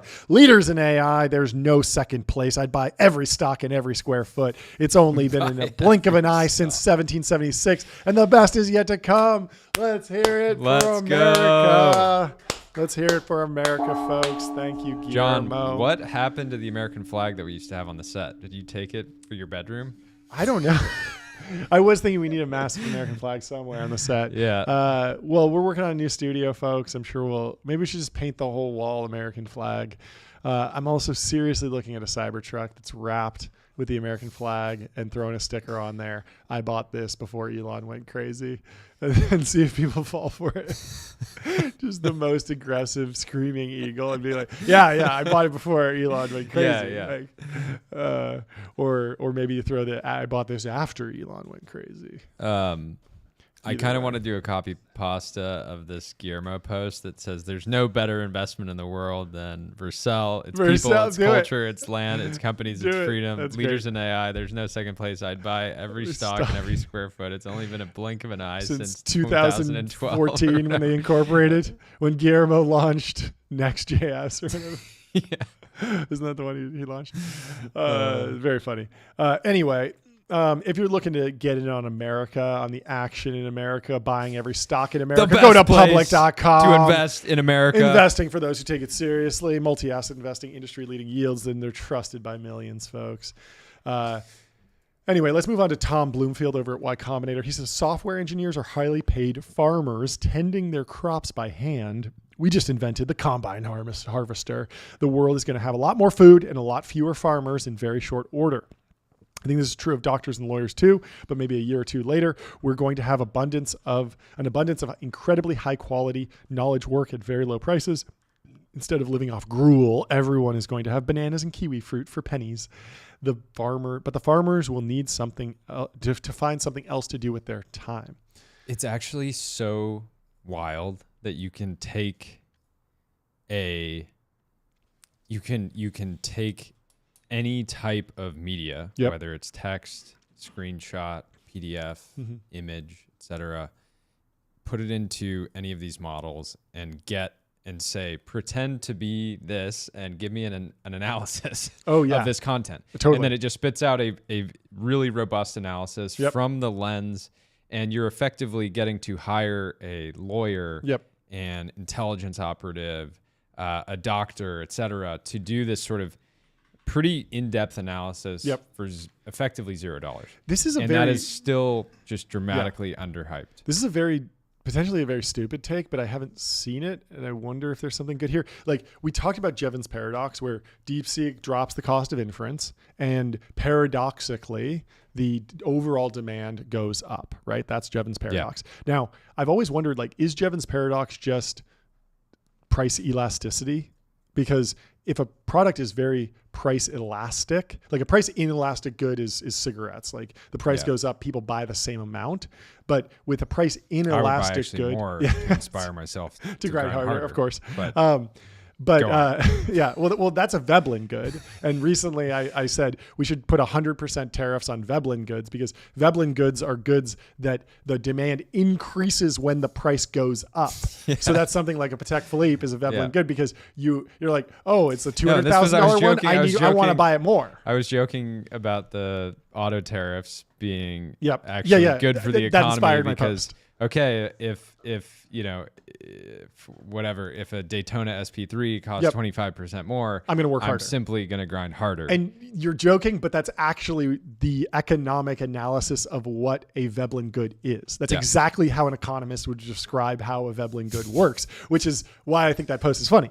Yeah. But what's interesting is, like, if you have price inelasticity for AI inference, as the price goes down, if it's truly very price inelastic or price elastic, what will happen is your demand increases disproportionately to the price. And so you're actually selling more at the lower price. And so your overall revenue goes up. And that's what Jevons paradox predicts about GPUs and new technologies. But is there a Jevons paradox for software? And I think that's what we're hearing from a lot of folks in the industry who say, hey, it's going to be much easier to write code, but there's a lot more code to write.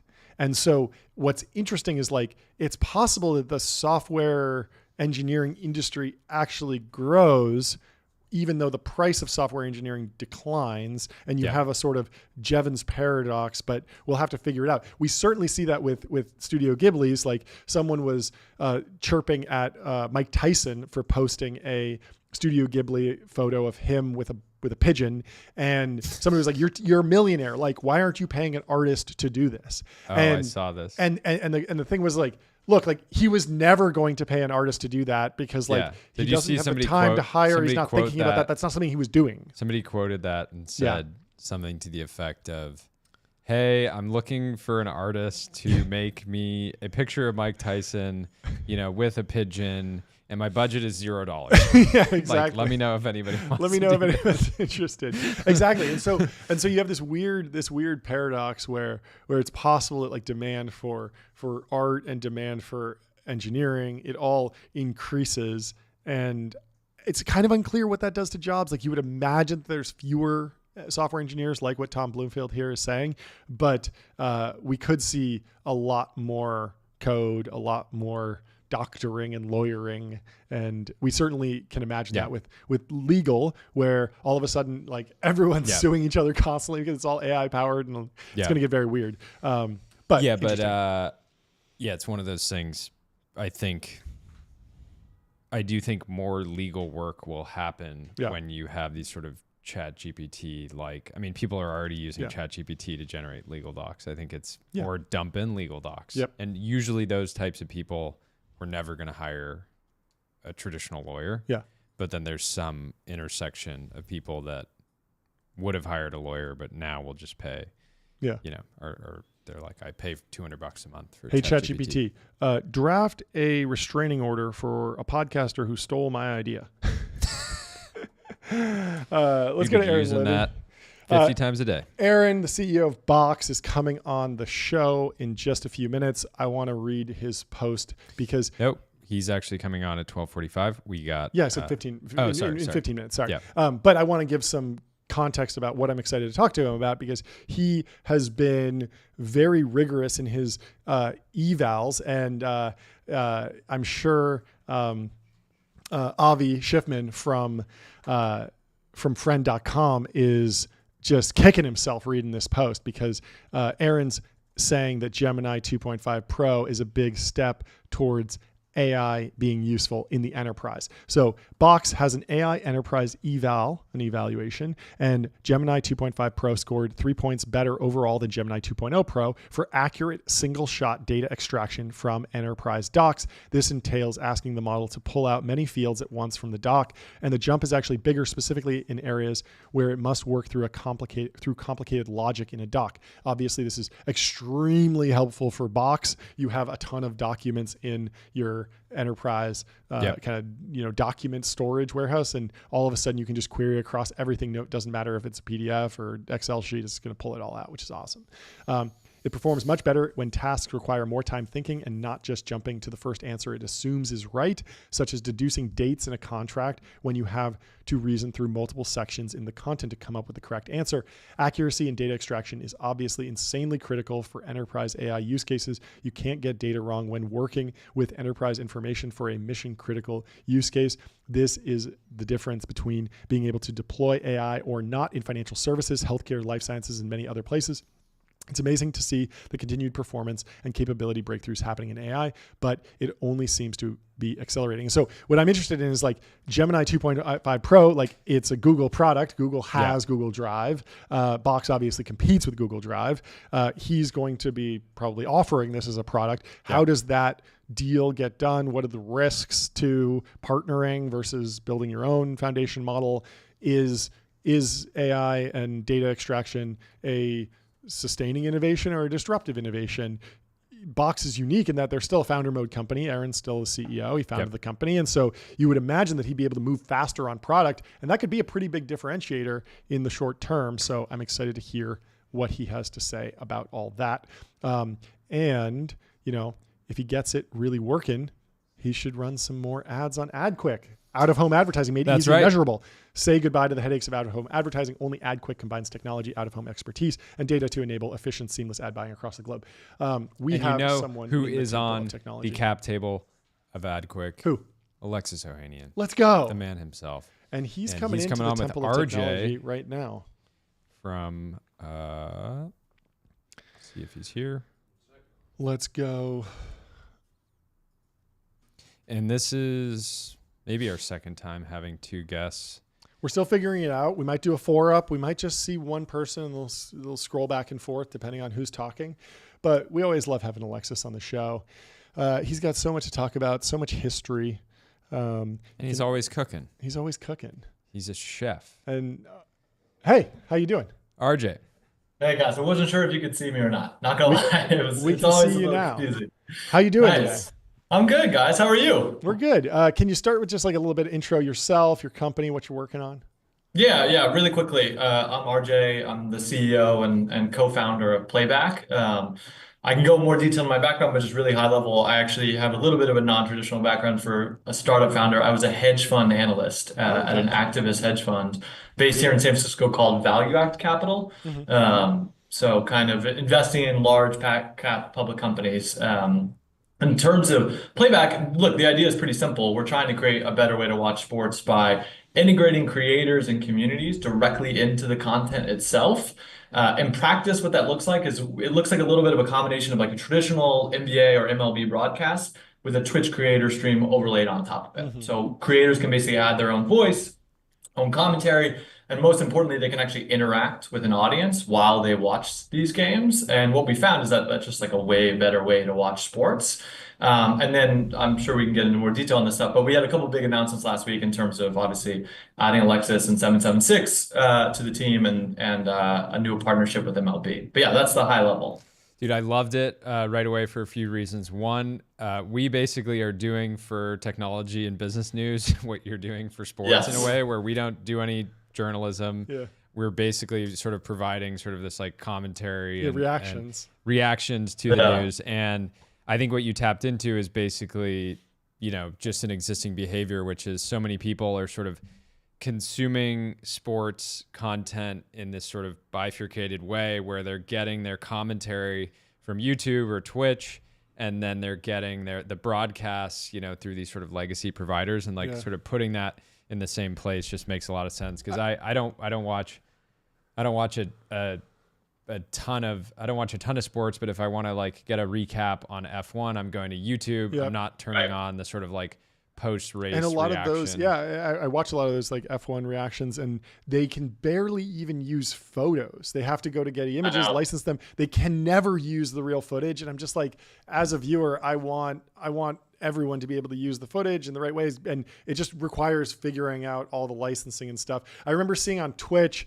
someone was watching a boxing match that was clearly pay-per-view. You've probably seen this. And they're holding the controller. And they're like, don't worry. It's just a photo real video game I'm playing. I'm just playing the photo real video game. Dodging and diving too, as if exactly. They're like getting really into it, and it's like clearly they're just like pirating the pay-per-view stream for their viewers, and the viewers are just like ignoring that guy and just watching the pay-per-view stream. Talk about how I want to know how you actually get through that. The licensing and the rights work for all this stuff. So just first off, totally agree with everything you guys are saying. Like it's one of those things where, to me, like one of the internal maxims we use is like, can the next Stephen A. Smith just be an independent creator on playback? Like they don't need to go work for ESPN. They don't need to go work for Fox or one of the big traditional media companies. And I think the only thing that's held back like independent sports creators is the lack of content and the lack of rights. Like it's just been too hard to do it. So one of our goals was to kind of mesh those two things together. The way we've done it is actually pretty interesting. So essentially this is true, and I think you guys know this, but we have partnerships now with NBA and NBA League Pass and MLB TV. And the way those partnerships actually work is MLB TV and NBA League Pass are just apps on playback. So we kind of created this like bifurcated system where there's like an app layer where these like, content companies and streaming services can put their content, still deliver it the exact same way in a lot of ways, still get all that user data, still have the same subscriber relationship, but then we can overlay on top of it this creator experience, because sort of everyone agrees that this is a good idea. It's just really hard to actually fit it into the existing rights ecosystem. And the way we've been able to do this with this app layer just makes it a lot easier. It was still a lot of work to get the partnerships over the line. Like, our MLB partnership went live on Thursday. We first agreed to that partnership in July of 2024, and had actually been negotiating it and talking about it for like 9 months prior to that. So it's still a long process, but I think the like sort of structure we've set up here is pretty scalable, and it can hopefully work with anyone basically. That's awesome. Amazing. Well, natural fit to partner with Alexis, given that he not only is a sports fan, but he's creating new leagues. Obviously, I wanted to give you an opportunity to talk about Athlos, but maybe before we get into that, I'd love to kind of get your take on it, Alexis, and what kind of got you over the line to partner up in a big way. Dude, I had a tweet from 6 years ago ranting about it only being a matter of time for someone to build the product, because there is a lot of product that gets done, so the syncing and everything works well, and the partnerships. And it took a minute, but thankfully RJ and the team did it. And the only reason this one was an easy one to spot even 6 years ago is I think for anyone who spent time in gaming, we watched the ascent of Twitch, shout out to Justin and Emmett, who found that one of the most popular things people would want to watch people watch was video games, esports, whether it was competitive or not. And what are games other than, whether it's sporting events or League of Legends, it's abstracted away. It's the same damn thing. But what gets you in the way is the rights deal. And that was obviously not going to be solved easily. But I first got into sports. It was actually one of my first investments after leaving Reddit in 2020 and splitting Initialized up was launching Angel City FC, now the most valuable women's soccer team in the world, women's professional team in the world. But what I found getting into sports was here was this world, especially in the emerging side, where folks didn't really have any of the media dollars at stake, so they could move a lot faster with innovation because, you weren't looking at billion-dollar rights deals. You could just assess from first principles. And I think that's why we've had the success we've had in emerging sports.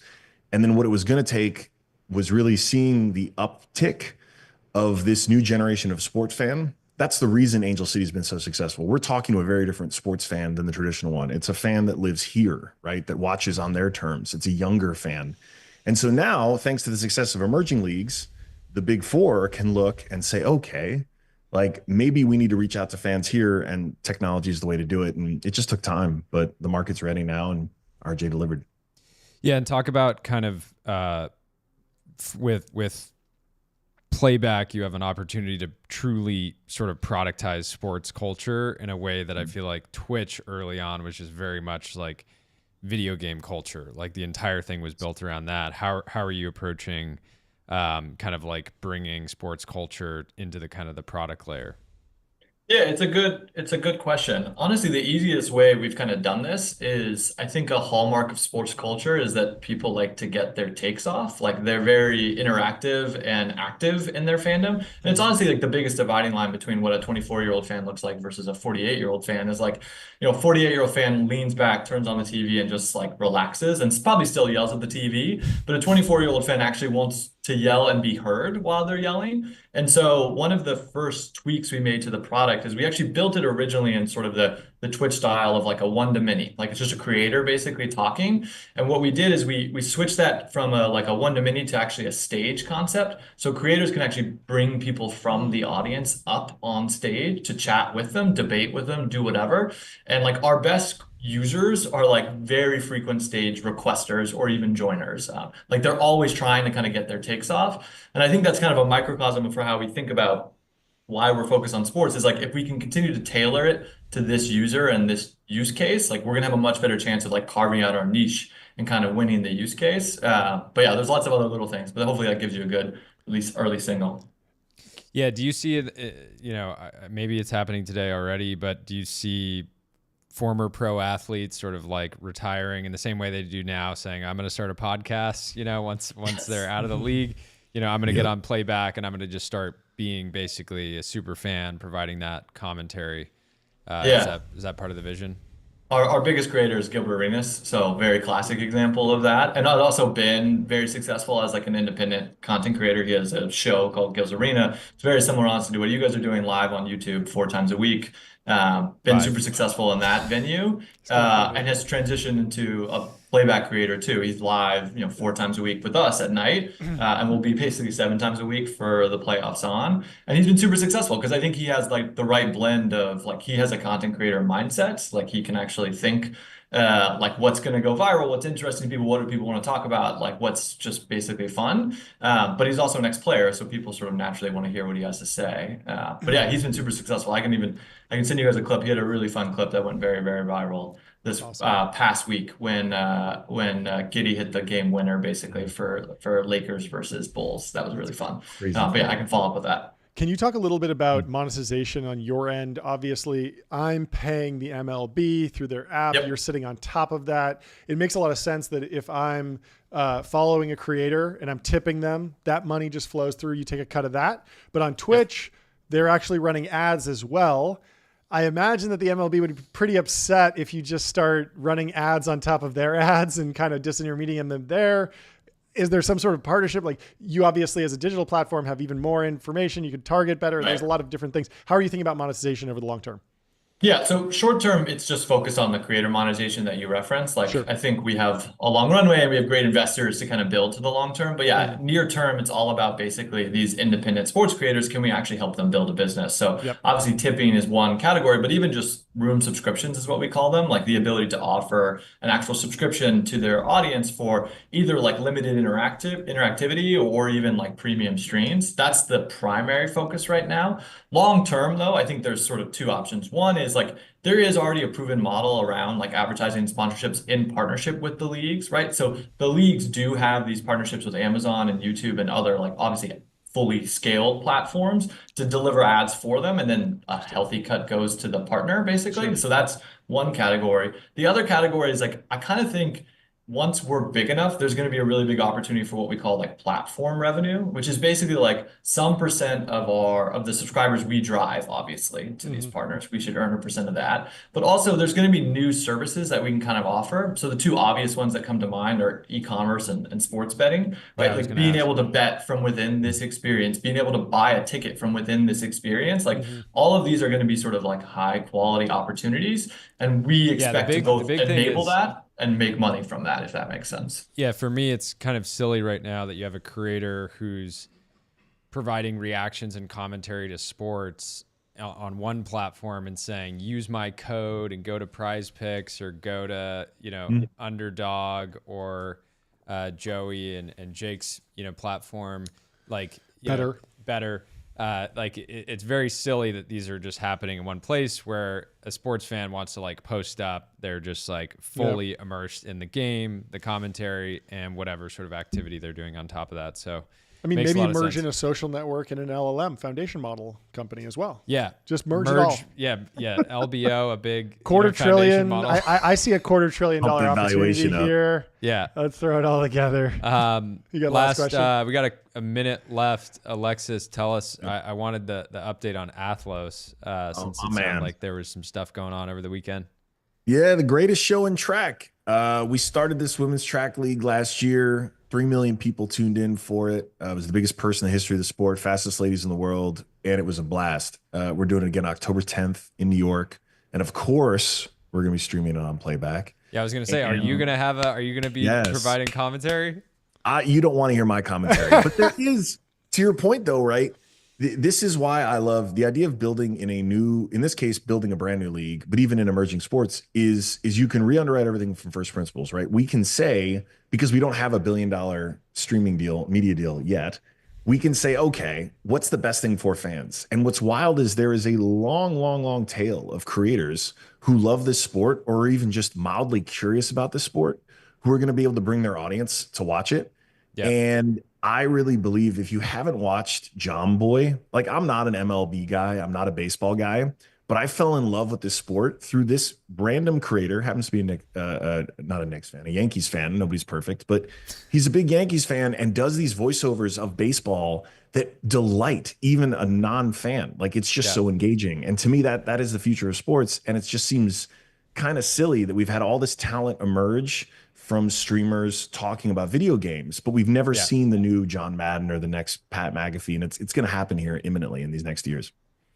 Love it, guys. Thank you for jumping on. Very excited. I'm going to hit the size gong for you, and we look forward to tuning into some playbacks in the near future, and hope you guys crush the rest of your Monday. Yeah, good luck. Awesome. Talk to you soon. Guys. Thank you. Cheers. Very cool. It's crazy that do people bet on running a lot yet?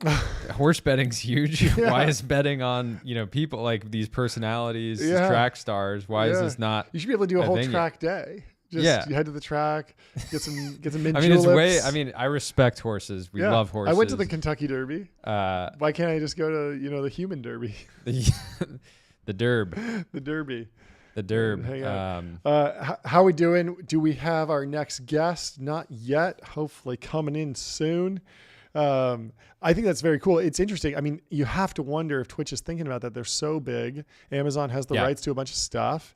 It seems so logical, but man, I mean, it's been a decade and they haven't done it. So, I mean, part of it is it's great for business if your competitor is owned by Amazon. Yeah, exactly. And not that they can't innovate at all, but I mean, for a long time, Emmett Shear was the CEO of Twitch and was running essentially an independent organization from Amazon. But of course, he stepped down, and now Twitch has been much more absorbed in the Amazon ecosystem.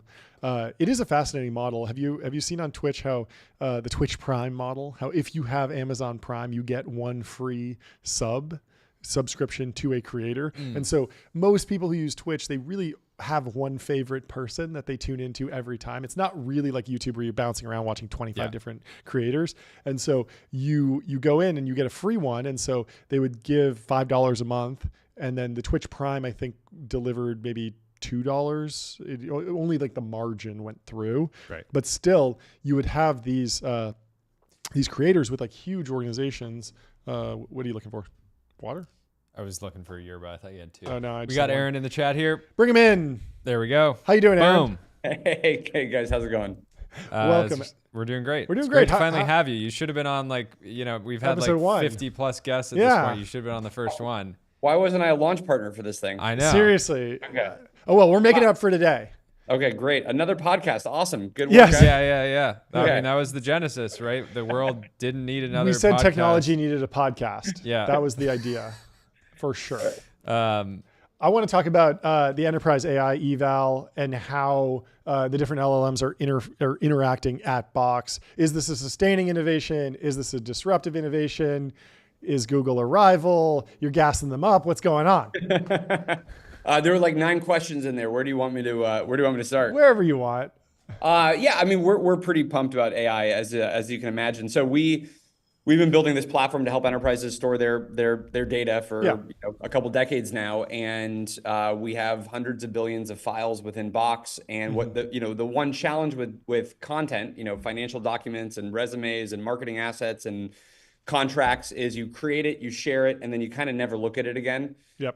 And so what happens is you see this sort of curve of people, content remains hot for a day or two, and then it kind of goes into an archive state. Yep. And AI is the first thing that lets you actually tap into all of the value of all of your data, no matter how old it is and when it was created and who it was shared with and where it is. So for us, it's this massive breakthrough, which is you can turn all of this unstructured data into effectively usable knowledge for an organization. And so we're kind of betting the whole company on this idea of, in the future, when you work with your content, you're going to have AI agents that go out and read your documents for you, create analysis, go through all your contracts, find exactly the data you're looking for, automate workflows across any business process. So that's effectively why we're all in, and so we're trying to think through what are the implications in the future of enterprise software. Yeah. I'm very much on the side right now that it's a TAM expansion of software as opposed to kind of a TAM compression. I think this lets enterprise software, startups or incumbents go after much bigger markets because you're now tapping into just a completely different budget pool in an organization. But yeah, lots happening at the moment. What about training a foundation model? Did you consider it? It seems like, can you talk a little bit about value accrual versus foundation model layer versus application layer? We thought about it for like 6.5 minutes. Okay. And that's a long time in 2025. Exactly. So back in, the moment we saw ChatGPT, like there was like one brainstorm of like, oh, do we need to like fine tune our own models or even train our own models on certain data sets. And we basically quickly concluded like, no, that doesn't make any sense. And the math is really clear. It's like if you have Google and XAI, we didn't have XAI at that point, but you had, OpenAI, Anthropic, Google, Meta. At a minimum, you just don't want to be fighting that war from a capital standpoint or even just a deep research talent standpoint. So you always want to be, as a startup or any size company, you kind of want to be on the side of the tailwinds of the market. And the tailwinds in this case are that there's like now 5 or 6 at scale companies that are deploying hundreds of billions of dollars on computers and training data and talent. So you want to be riding that wave as much as possible. And so we built an architecture that lets us tap into any of the AI models, whoever makes them. Great. Jordy? You had quoted somebody, I think it was a couple days ago, that basically delivered a pretty good prompt about a paragraph of text describing a website that they wanted, and it just sort of pops out this beautiful landing page, and the designer said, "We are so cooked." That was a reaction for a lot of people last week. Maybe that was a reaction if you're Studio Ghibli. Yeah. I'm kidding. But you said, here's how this plays out. AI makes producing amazing designs more affordable and faster. Designers get to offload the long tail work, iterate faster, and serve more clients or projects. Customers get better results faster or cheaper, inducing more demand for great design. So basically calling Jevons paradox on design.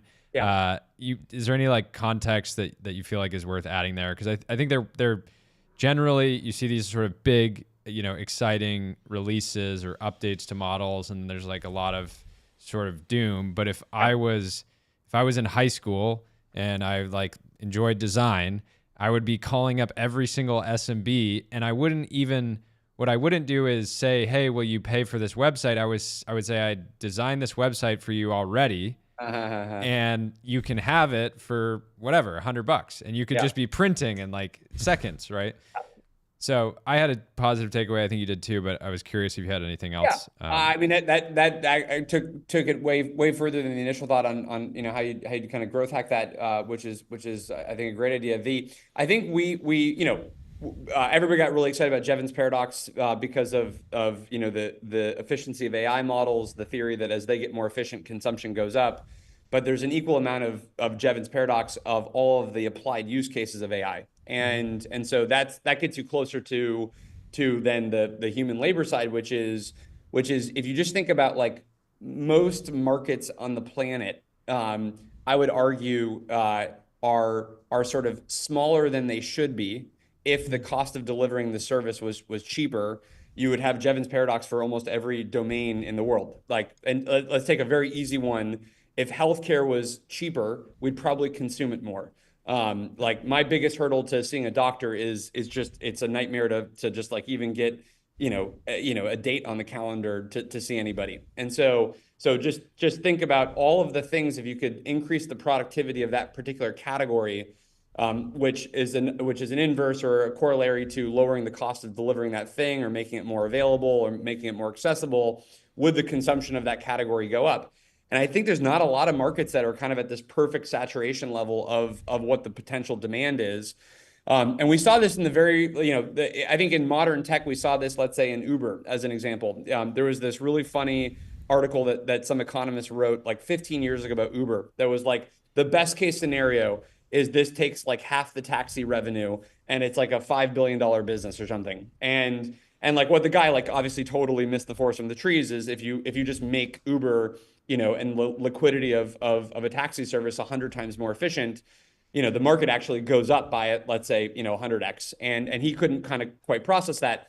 But we're doing the same thing over and over again in AI, where we're sort of thinking like, oh, wow, we made this thing way more efficient. That means it's going to compress the size of that market. When actually what it will mean is to your exact point, all of the people on the planet that have really bad design right now, they'll have some entrepreneurial, some high ingenuity person going and saying, okay, now I can actually do better design for the first time ever because it's affordable to do great design for this small bakery that would never have hired a designer. They never would have thought even to make their website look good, but now it's actually affordable to do so. And so I think that's actually going to play out many times over. In AI, there'll be some categories where we are at sort of equilibrium of sort of supply and demand, but I'd argue most categories are this is not the case. Even as an example, taking like another knowledge workspace, let's say there's a lot of AI startups doing legal work, AI for lawyers, and one theory is, okay, wow, is it a really bad time to be a lawyer? On the other hand, if you make it much more accessible to now ask a question that's a legal question, I'm still going to follow up and say, okay, can you paper this now as a contract, or can you just give me a little bit extra advice? But we've lowered the barrier to now getting access to even thinking about what is the legal implication for a particular thing that then grows the demand of that space. And even in the category of, let's say, internal legal work at a company, if I could make it so we could review contracts faster with customers that we're going back and forth on, I'm not going to have fewer lawyers in the company. We're going to actually just have higher throughput of our deal review process. So there's a lot of these areas where you're just going to actually see an increase in demand of the overall category as AI comes and drives productivity in these spaces.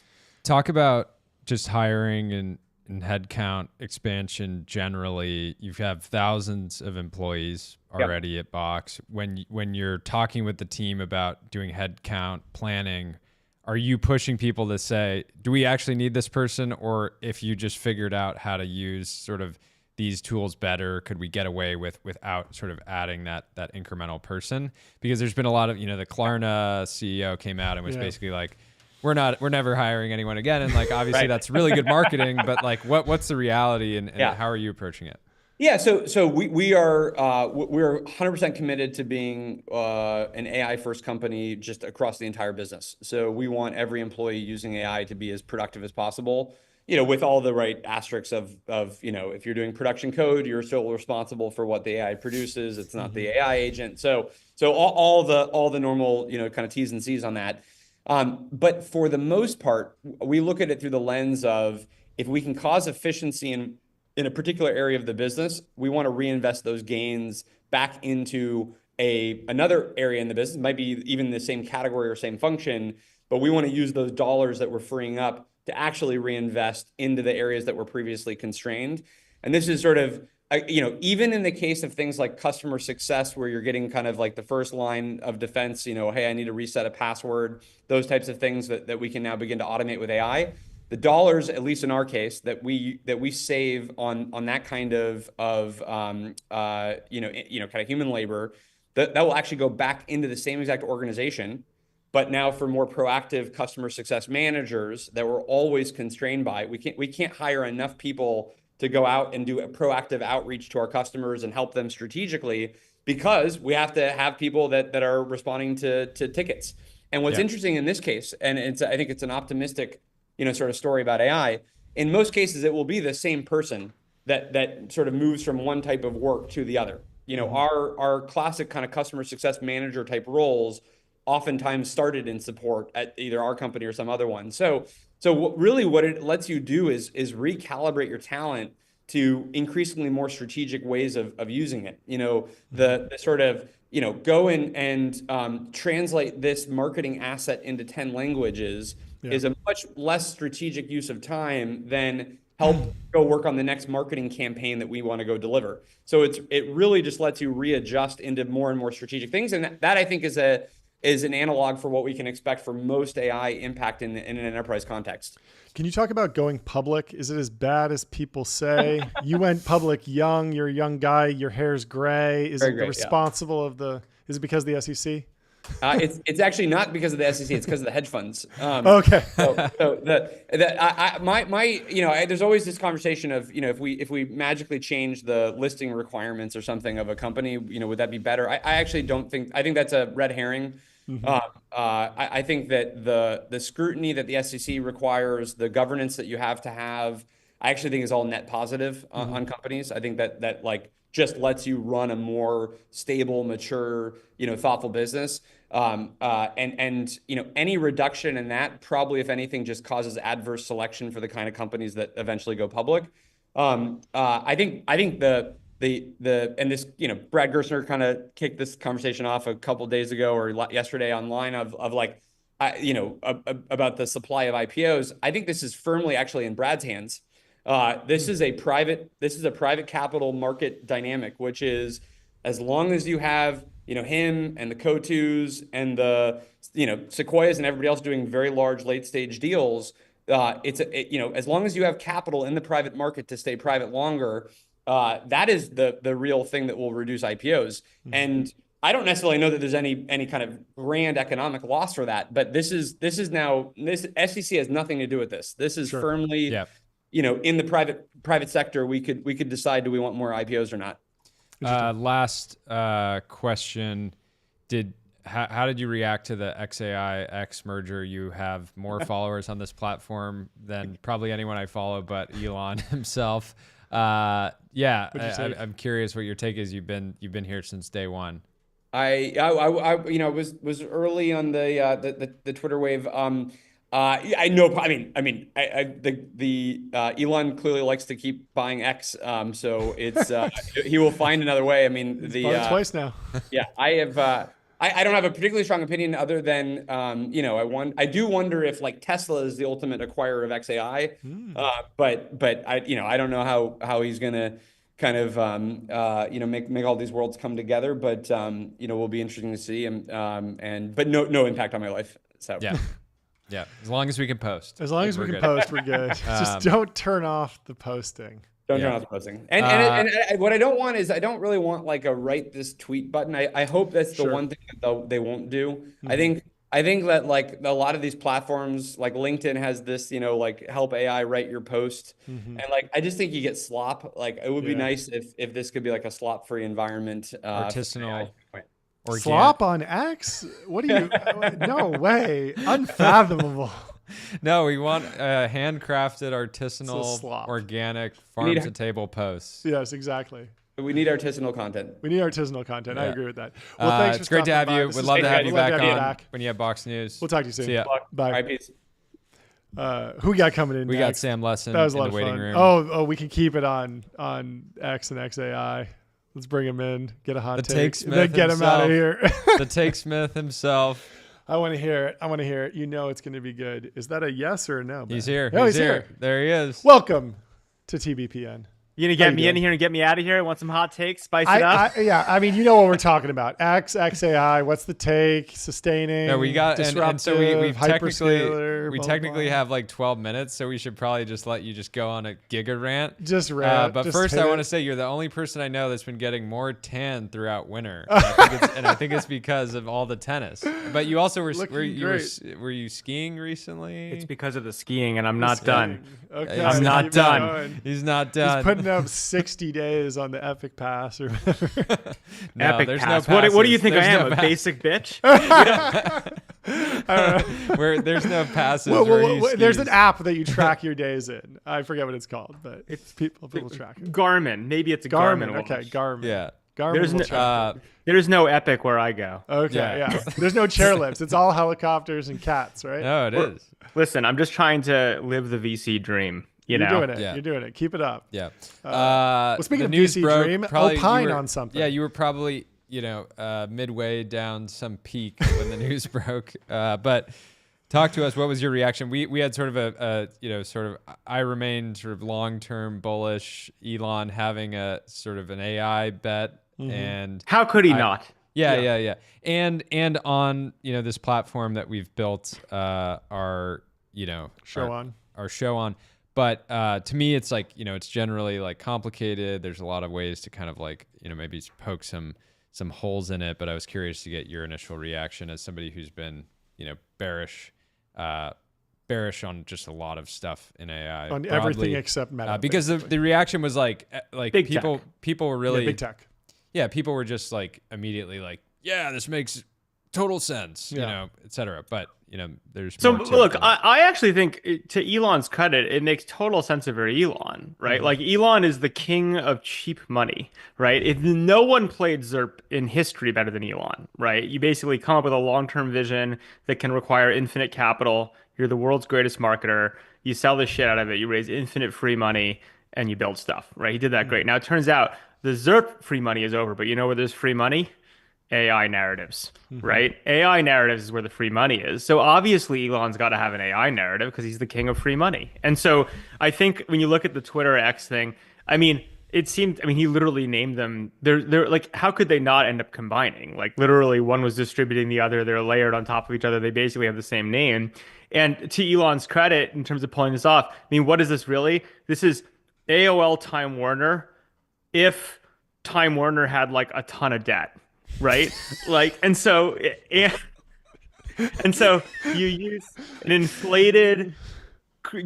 the zero cost capital inflated valuation thing, which is the AI thing, to buy the thing you also happen to own that's an actual asset. Twitter's great. I love Twitter, right? Yeah. But it also has tens of billions of dollar debt noose around it, right? It's 12. It's not tens. It's 12 exactly. Oh, 12s. Sorry. A 12 of debt around it. And what's not to like about it, right? If you're Elon, it's a great deal all around, is what I would say. But what does it actually add up to? Look, the entire question is, what are these, I call them mid-market AI players, actually worth, right? And that's again, as you know, I've been very consistent on this for years. If you're the biggest in the world and your cost of capital is zero, sure, build out a huge AI infrastructure. Ideally, one where it's non-cannibalistic, like Meta. Ideally one where you know how to make money off of it, like Meta. If you're a tiny baby player, take all the leverage. Fire your customer service team. Be more efficient. Hooray. But I think these mid-market players, I don't understand the numbers. You said it makes sense for Elon, but I feel like when we were looking through the deal, it's like the Solar City Tesla acquisition. 100%. And it looks good for the Tesla shareholders too, because they effectively get out at the same price they got in at. They're in this new thing. If you're a Tesla shareholder, are you happy or not? Well, wait, which one's Tesla now? Are we saying that X.AI is Tesla? Because no. So if you went in on the Twitter deal and you're sitting at X and the valuation probably went down and then it goes back up and and you get out at like 44, it's about where you got in, but now you're in this combined entity.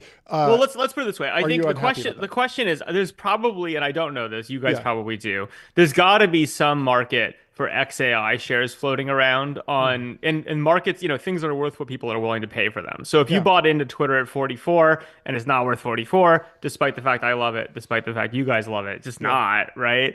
And all of a sudden there's a market for XAI plus Twitter at whatever the number is, and you can get out and you want out. Well, who cares, right? So this seems like a win-win. It's not just Elon. Like the original Twitter/X shareholders are also happy. But I guess so. But if you're, I don't know, if you're an X.AI shareholder, it's just kind of, I mean, this kind of fits in the world of, we live in a world of spheres of influence right now. This is not my line, by the way. It's a smarter hedge fund friends of mine line, which is we've gone from kind of a legalistic, globally open market to a multipolar worlds of spheres of influence. If you bought into X.AI, you bought into Elon's sphere. If you bought into Twitter, you bought into Elon's sphere. What are things actually worth? Meh. Who knows? But you're kind of just betting on Elon holistically. And this is a nice consolidation, which, by the way, gets him out of a very large debt bill, right, that he was personally liable for in some way, shape, or form. But I mean, it just feels like Tesla Solar City all over again. But if you play out Tesla Solar City, that deal worked out for everyone. Well, but everyone made money. Well, it's not clear it actually worked out for Tesla shareholders. It's fine because it's a rounding error. They're making $10 billion now. They're making Tesla Energy on batteries and stuff. Yeah, they pivoted away from that. Did they need Solar City for that? Maybe I don't know. Not, I mean, maybe not. If you think about it, the Solar City story, when it was pretty weak when it was acquired, it was we're going to stick solar panels on the roofs of Teslas, and that's why we should buy this thing. It didn't really make any sense, right? And stick them in the house of the Tesla owner, right? I mean, it's like you're already there to install the battery pack, install the charger, install. I get it. I'm saying we all know. You look back on the history of that deal. That was this thing is about to die, bail out. I'll come up with a 1-page letter that justifies it because we're going to put some solar panels on the roofs or some shit, right? It was completely made up. Now, when number go up, all sins are forgiven, right? And so what I'd say is number go up, so everyone's fine, and no he's one's the master of number go up. He's the master of number go up, right? So everyone should be happy. That's the kind of story in general. I think there's a real Elon narrative, which is master of zero cost money master of narrative number go up, right? And the reality is it's kind of like very Roman, is like as long as everyone's getting paid, everyone's on your side. Even Doge, right? The whole thing with the Dogecoin is brilliant. The best way to build more followers is to get them paid, right? And Elon has been the king of that. Now the question is, it works in both directions, and we'll see how that plays out now.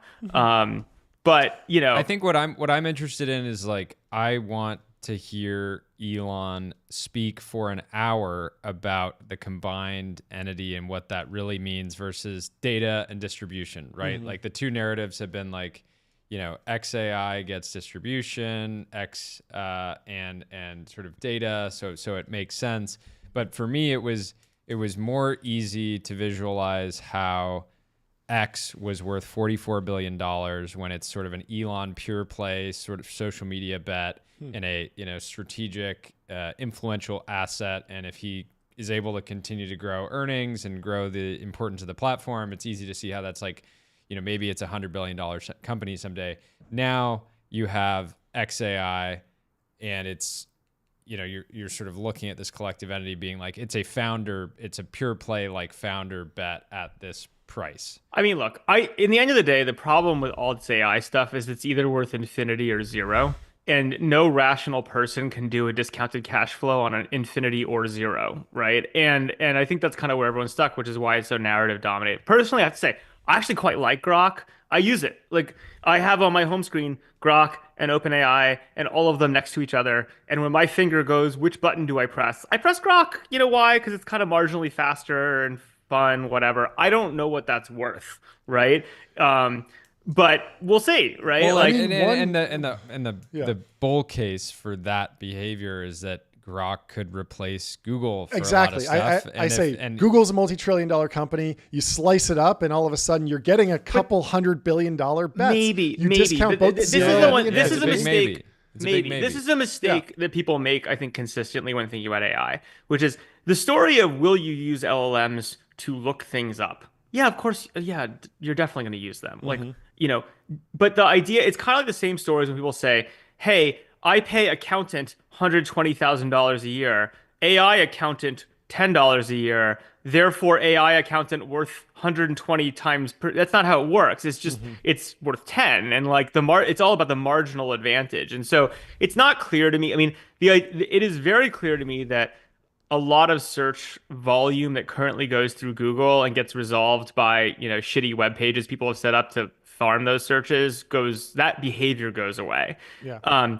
Where commerce go, where the ads dollars actually go, and whether just search is like, it's just not the same market configuration anymore, and who gets that money. That's all like really TBD is my view. And it's really unclear. I mean, again, it's a very binary game. So that's the one. So I think it's very hard to value right now. But I think the big picture is like, so long as private investors are willing to foot the Hail Marys, the binary outcomes, and believe that, again, Elon is the king of cheap money. How do you feel about market concentration? Google has like 99% of the search market. Meta has 99% of the social networking market. It feels like LLMs could be a little bit more oligopolistic on the consumer side, but if history is any guide, like these monopolies kind of run away with it at some point. What are you feeling? I think the question is, if you think really what I'd say what Google and Meta is they're not technologies, they're economies, right? And this is I think the mistake people make is if you think that Google's a technology company and Google search is technology purely, and you're like, wow, technology tends to compound and run away, then you're like, yeah, like this would end up that way. Same thing with social networking. There's no actual technology. I mean, yes, there was like some stuff Facebook invented on the way to scale, but like it's not fundamentally a technology company, it's an economy. Yeah. And I think that the problem with LLMs is people are equating them to an economy, but they're not. They're just a technical level. Now, if someone actually nailed everyone's pouring every single thought they have into it and all the knowledge of the world into the LLM, and then that single element aside is like the smartest fucking thing in the world. But that's what they're doing with this deal. Yeah, but they're not. You go on X and you get paid a creator payout for bringing information to X, and then that gets siphoned into XAI, and Grok gets better answers. Agreed. But here's the thing that you have to understand, and this is really important, is one of the big economic failures of the internet is that the economy of the internet, both social and search, is actually driven around entertainment, right, and engagement, not around information or truth, right? And so the reality is, what you're basically at best, that's what the economies work. That's why we're so screwed on so many things, is because there's actually no economy of truth. There's an economy of entertainment.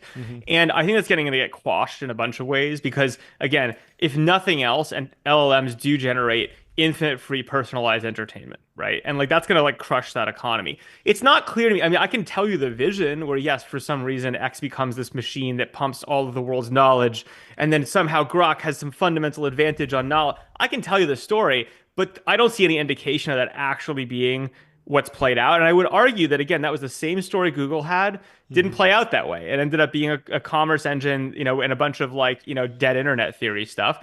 Unfortunately, it's not the way that social played out either, because social is just like a dopamine feed. Unfortunately, it's not an information machine. And so that's really the question of how you get there. And I we'll see. I am very skeptical that the mid-market players who are saying LLMs are a compounding economy actually have anything right now. I think they have technology that's pretty fun and it's all pretty undifferentiated. But we'll see. Where do you think XAI would trade if it were to IPO tomorrow? Well, so this is a really interesting question, right? Because basically you have two dynamics at play. Either it's traded as a meme coin, right? If it's traded as a meme coin, it might be huge, right? It's the same thing with like, Mr. Beast wants to go public. We talked about him the last time I was on. It's like if Mr. Beast's, public company trades like a meme coin, it trades like GME, then it might be a very, very large number. If it trades on a discounted cash flow basis or as like a traditional accepted business, the way like not very well, right? And so I think that's really just the question, as the retail versus enterprise versus like effectively real serious business world compete, how these things trade is all about the marginal buyer, right? And what that marginal buyer's belief system is as much as anything else. Yeah. Got it. Well, we got to move on to the next interview. Bye, Thanks friends. for coming on. What was Talk that? to you soon. He said bye, friends. Bye. Great to have you, Sam. Thanks for coming on. That was great. We got Chris. Is it Chris? Oh, wait, no. Oh, we got David. Is he in the waiting room? That's right. From Poseidon. Let's do it. I'm going to let you take this Poseidon intro. himself, can you grab me a yerba mate? Thank you. David, what's going on? Big day for you and a big flag. Thank you. Yeah, no, it's been a great day here. We finally launched in public. We've been in stealth for a bit over a year now, so it's really exciting to show the world what we've been working on. It's amazing. And if I remember correctly, some of the very first posts we featured on the show at the beginning of last year, weren't they yours? I feel like you came Yeah, out. I think there was one, yeah, way back. So thank you for contributing to us getting this off the ground. But talk about the Poseidon Seagull, kind of the genesis of the company. Would love to hear kind of like, your backstory and then the first, has it been a year and a half of the business? How long have you even been in market? Yeah, so I can go way back to the beginning. We started right around like December 23, January of 24, raised our initial pre-seed. And the way that the company got together was it's me and two of my co-founders, Isaac, Zeked Up, and Parker. And so we were, I think, ideating about like logistics and aerospace. And I think like logistics especially has been a market that's been largely unchanged for the past 100 years. The types of planes that we're flying are like largely the same 737, same like Cessnas. And on the ship cargo side, it's been pretty much like containerized cargo with very much like spoke and hub model. And so we were going through a bunch of ideas of like what we could build to disrupt this, thought about airships for a while. And those are very interesting, but have their own set of problems. A couple other things. But then I think one night at a random party in San Francisco, a girl walked up to Isaac and was like, "Hey, you should look into like chronoplans." And we were like, "Oh, like what are chronoplans?" So we spent the next night just like binging YouTube videos and like documentary series. So chronoplans were these like types of vehicles that were built in the Soviet Union in the 60s and 70s. And at the time, they were like the highest cargo capacity like planes ever built. Like they're like flying ships essentially. And so they're constrained to fly in ground effect, which is a regime when you're flying extremely close to the surface of the ground, or in this case, water, because water is extremely flat, where you have an aerodynamic boost. It does two things. It largely reduces your drag and it increases your lift. So you can carry a lot more and spend a lot less fuel. So it's like increase of your lift drag ratio by 30 to 50%. Which is a huge deal. And so we started looking at those. And the really crazy thing about ground effect vehicles, modern age, is like a lot of the problems that the Soviet side are solved for the most part. So it's really down to a controls issue and a material science problem. And composites are incredible material science. So like carbon fiber and controls is like much like, I think we've solved those problems pretty well now. And so, but the really cool thing is like the ground effect vehicles are not regulated by the FAA. They're regulated by the Coast Guard. And so Coast Guard certification is significantly easier than FAA. And so you have like really great companies that have built cool like eVTOL stuff and like they've IPO'd or SPAC'd or whatever for billions of dollars, but they've never actually had a commercial flight because the FAA regulatory process is so long. So it's like a decade plus to get it certified. But if you're going through the Coast Guard, and so it's if you're flying sub 150 meters, and it's the same thing internationally in Europe under the IMO, you get certified as like what is technically a boat.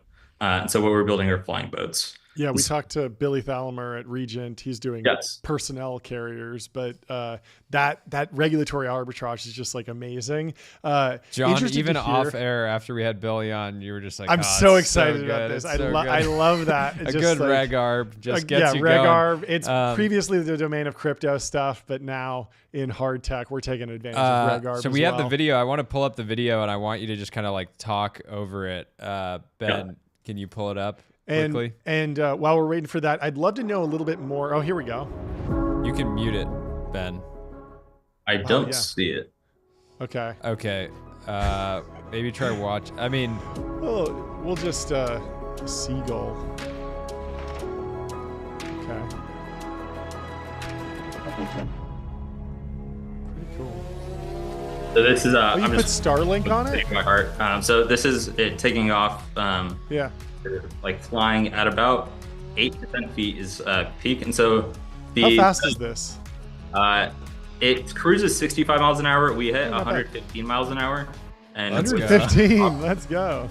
Yeah, some prop changes. I think we'll hit 160 on our next set of tests. You got to get in sports car numbers. I want to see 200. Bugatti Veyron goes what, 250? Yeah, we got to race one. You got to. We'll race got the a ways to Porsche. go. Yeah, do the Nürburgring in this thing. I mean, the design looks fantastic. So when you say ground effect, does it have to fly over water, or I mean, this looks just like a plane. Can you just fly it over land too? Yeah, so like if you're flying in ground effect, you generally want to fly over water because water is like extremely flat, and so like Sure. you'll have waves, and even in waves you'll fly slightly higher and it'll average out. But Okay. you can fly ground effect in like the I don't know, like the salt flats or something. But Sure. ours is what's considered to be like a Class B, Class C ground effect vehicle, and so we're not restricted to ground effect. We've just optimized it aerodynamically to take advantage of ground effect. Got it. But we could fly out of it up to 150 meters. Can you Talk talk about- Oh. What were you Yeah, gonna say? can you talk a little bit more about the tech tree that enables this? It sounded like there's some material science stuff, like carbon fiber's cheaper. Then there's also like the miniaturization of electronics. Like you have Starlink on that thing. That's not possible a couple of years ago. The question's really just like why now? But I want like more of a breakdown of like all the different things from the regulatory to the tech tree that's enabled this to happen now and not earlier. Because at the same time, like this feels like something that could have happened decades ago, but why are we just breaking through with this now? Yeah, so I think like starting on like the material science side, I think is really interesting. Like composites have really come into their own in the past like 10, 15 years. And so in terms of like becoming like actually like very like good there's very good manufacturing here. So like Sure. ATV Composites is where we get all of ours, and that's in Livermore. It's like an hour drive. And Oh, they cool. sell it's kind of Okay. awesome. And that's both like the science of those composites, but also the cost, or is it just the Yeah. cost that's come down? Yes.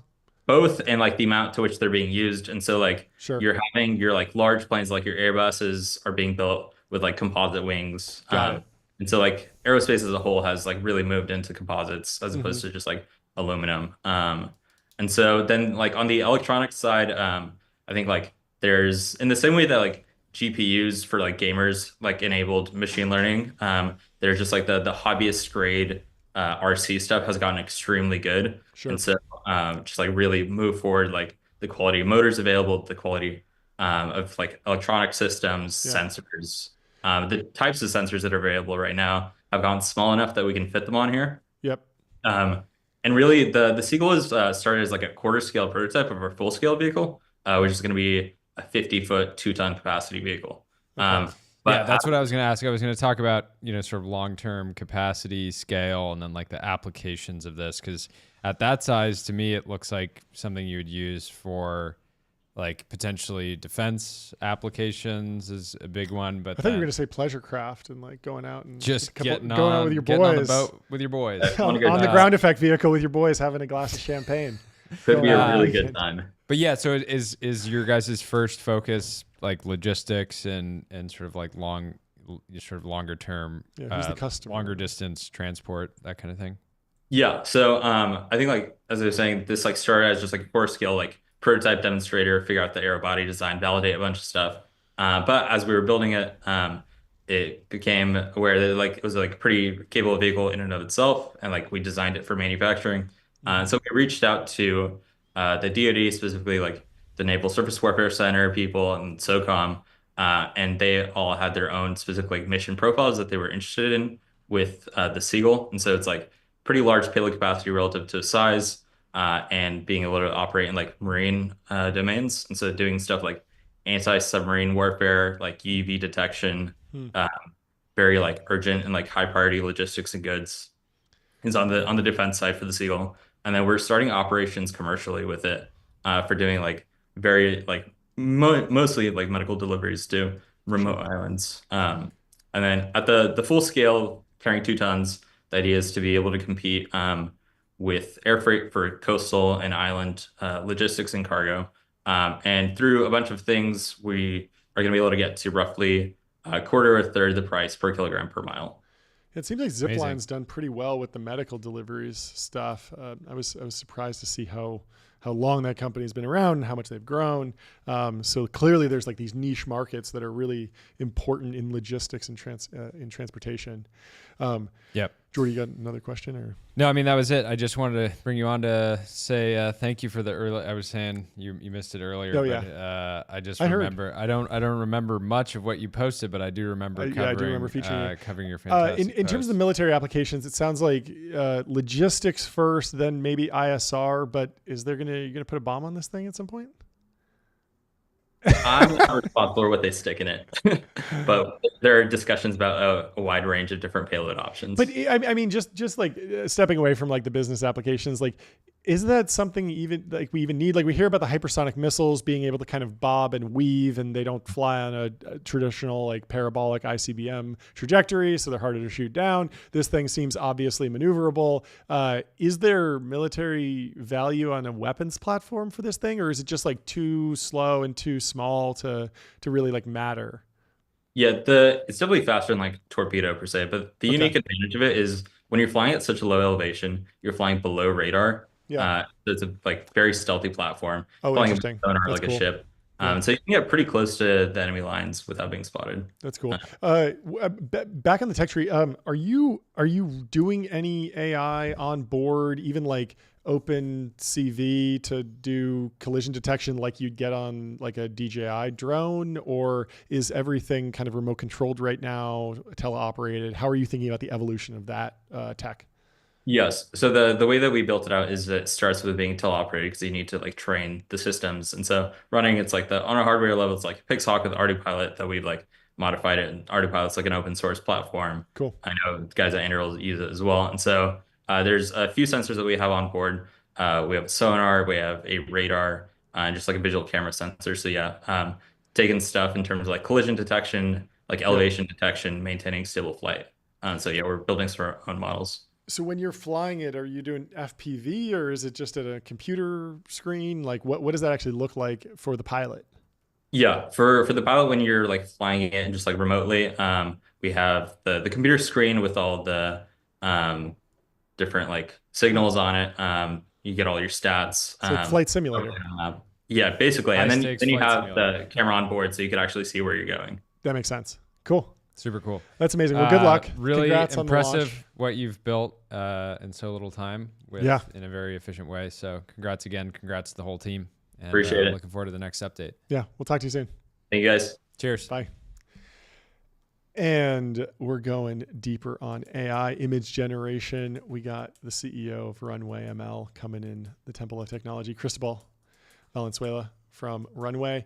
I'm a huge fan of Runway. I used it years ago. They had a fantastic feature that would allow you to basically create a green screen, even if you didn't record the footage on a green screen. And so you could do all these funny things. Remember Zuck using the flag when he was like surfing on Lake Tahoe? I was able to use Runway to select just the flag, and then I could put a different flag there, and it would have been so hard to do in After Effects, which is a software I kind of know pretty well, but it takes a ton of time to do rotoscoping. And that was the moment when I was like, oh, this company is doing really cool stuff. Now they've gotten into image generation, video generation, and a whole lot more. And today they launched a new Gen 4 video model, and I want to hear all about it. So welcome to the stream, Cristóbal. Hey, yeah, thank you for having me here. Thanks so much for What's joining. going on? I have a million questions, but let's just start with, can you introduce yourself, the company, and what you launched today? Yeah, I mean, you did kind of a pretty great job. OG, you've been using Runway since a couple of years. Yeah. That's great. Yeah, so we just introduced Runway just a couple of hours ago. Gen 4 just a couple of hours ago. It's our latest like video model. It's basically a new frontier, I would say, of not only video generation, but it's storytelling. It solves one of the most pressing things of AI video these days, which is consistency. So you can create really consistent worlds. And the way we wanted to like emphasize this idea of consistency is that besides just releasing a model, and I think it's kind of the model part is like the first stage. We put together a collection of like different shorts and films that if you watch them, if you guys haven't watched them, like definitely try watching them. It's just like a few minutes. They're short films. It's crazy. It's such a trip because you're looking at it and you know it's AI and it's does not. We're look passing the anything like- uncanny valley for Yeah, sure, and the- faster than the VFX stuff did. I mean, that took 20 years, and it feels like AI video generation. It's been like a few years. There was an uncanny valley for a while, but we're getting to the other side really fast. Yeah, I mean, we're working on Runway for almost 7 years, so it's definitely been like more than like a couple, like 2 or 3 years. But yeah, I would say the last 2 or 3 years have been like really fast, and I don't think we're even close to like the final stage of our media will come. Yeah, I think there's still a long way to go. But the point is really to point that once you start like seeing how good the stuff that you can do with Runway is, and you layer in a really good creative mind, you can make stuff that you just like forget that you're watching something that's completely generated. Yeah, we need a new eval. We had the Will Smith eating spaghetti. We blew past that. That's photoreal. The next one I think should be Born Identity style shaky cam. You know that? Because I think AI could not do that today. I think the next eval should be just like how good the movie is, how good the shirt is, like, you know, like how many awards, how many people are watching it. That's eval. Like I think that's our internal goal, is basically to make sure that you judge by the quality of the story more than anything else. I'm sure last Wednesday, whenever the Ghibli meme started ripping, I'm sure some of your investors, big and small, reached out. Hey, did you see this? Did you see this? I'm curious what, if you had to answer that question, like, you know, what was your immediate reaction to it? It's amazing that you guys so quickly followed it up with something that is, you know, so you come on the show, we ask you the stupid questions, and then you don't have to answer the stupid questions from your investors. Yeah, you just have to answer it one time. You share the clip. So I have to be honest. No one reached out, to be honest. Like I don't think it wasn't like a thing. I think it was. I think there's a separation between like memes and like more of the casual like fun stuff that I think it's great. You can just kind of like have fun. It's like a trend. But I think if you're making like good professional content, if you make a living out of making content, like making a meme or like one image, it's not gonna get you far. It's like you need a suite of different tools. Yep. And so I don't think I saw the trend and I saw the images and I think they're great, but I don't think no one really thought about us to be honest. Yeah.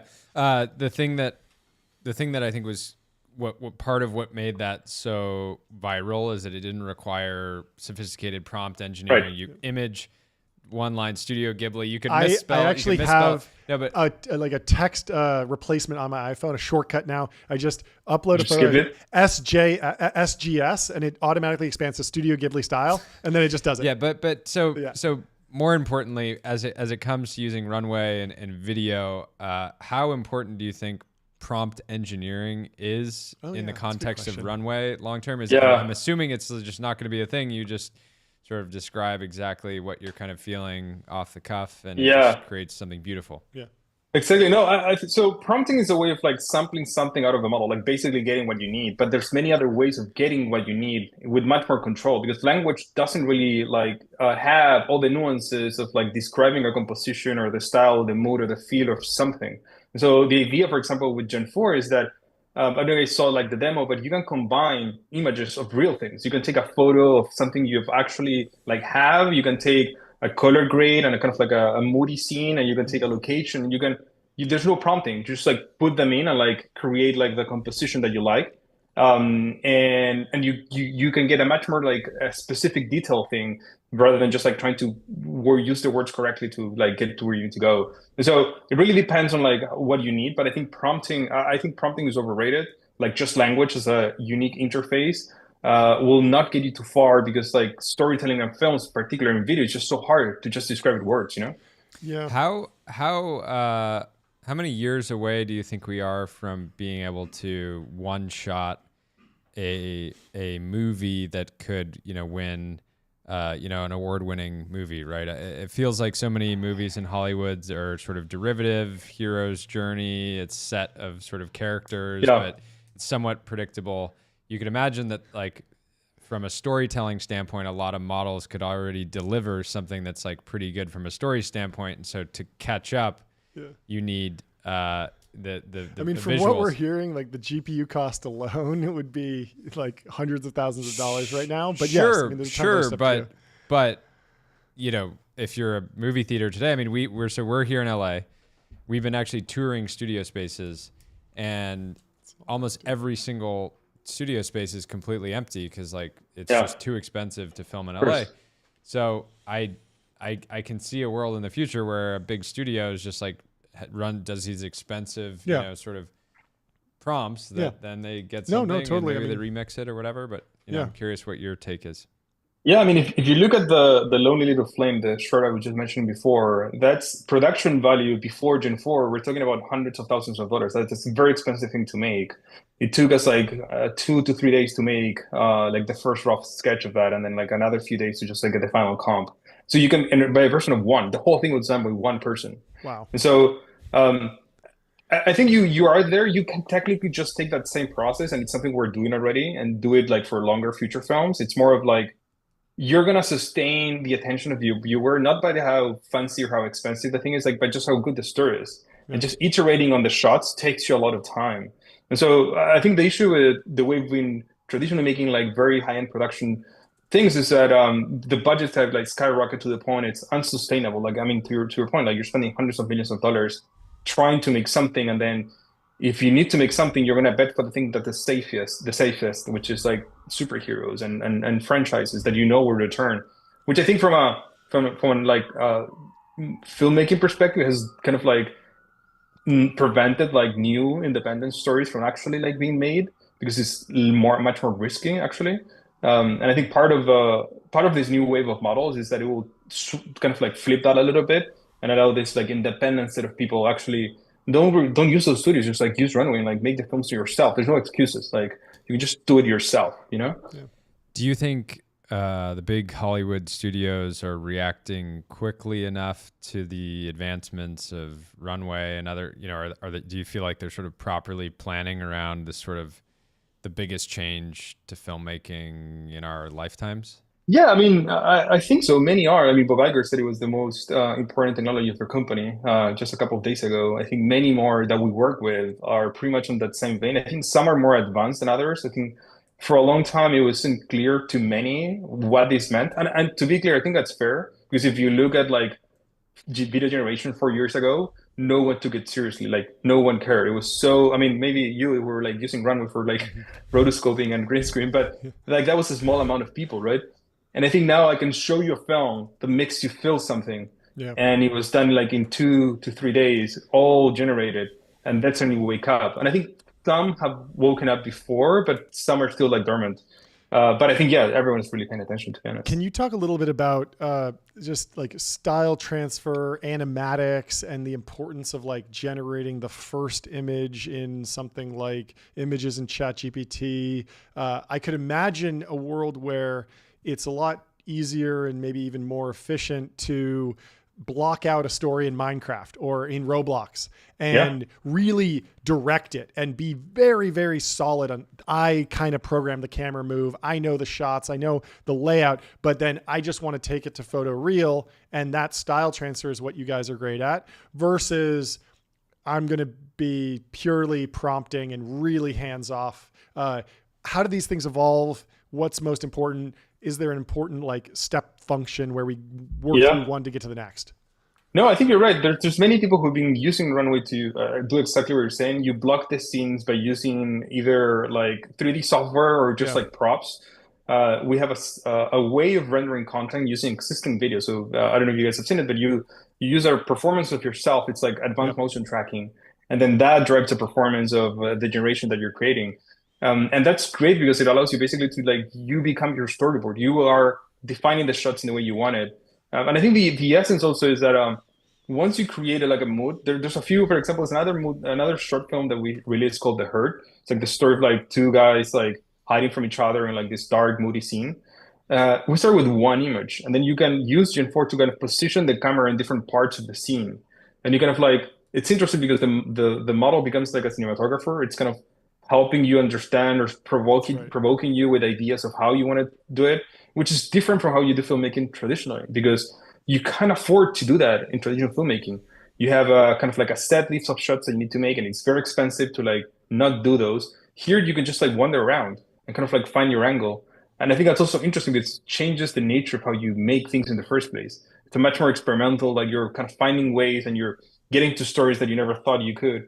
That to me is the most exciting thing, because historically, if you're a director and you're like, I'm going to bring, these, superstars out to this like desert, and we have one day to get this shot, and then we got to go this other location and do this other shot. Storyboarding's been You're huge basically forever. like, you could have a better idea midway Totally. through the shoot and not actually be able to do it necessarily without calling the producer and being like, hey, I need another 20 million bucks because we miss it. It's the same. It's like one person sort of deciding in the moment. It's that.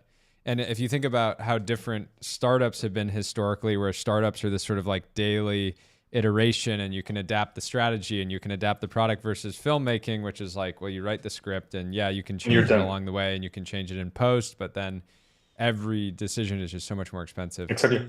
Yeah, I've been thinking about it as like you're playing in a jazz band and you're improvising, and so you get a shot, you see something, and then you can go anywhere you want. It's like whatever you want to film, and then like take it there. It's very fun. It's something I haven't felt for in a tool in really a while.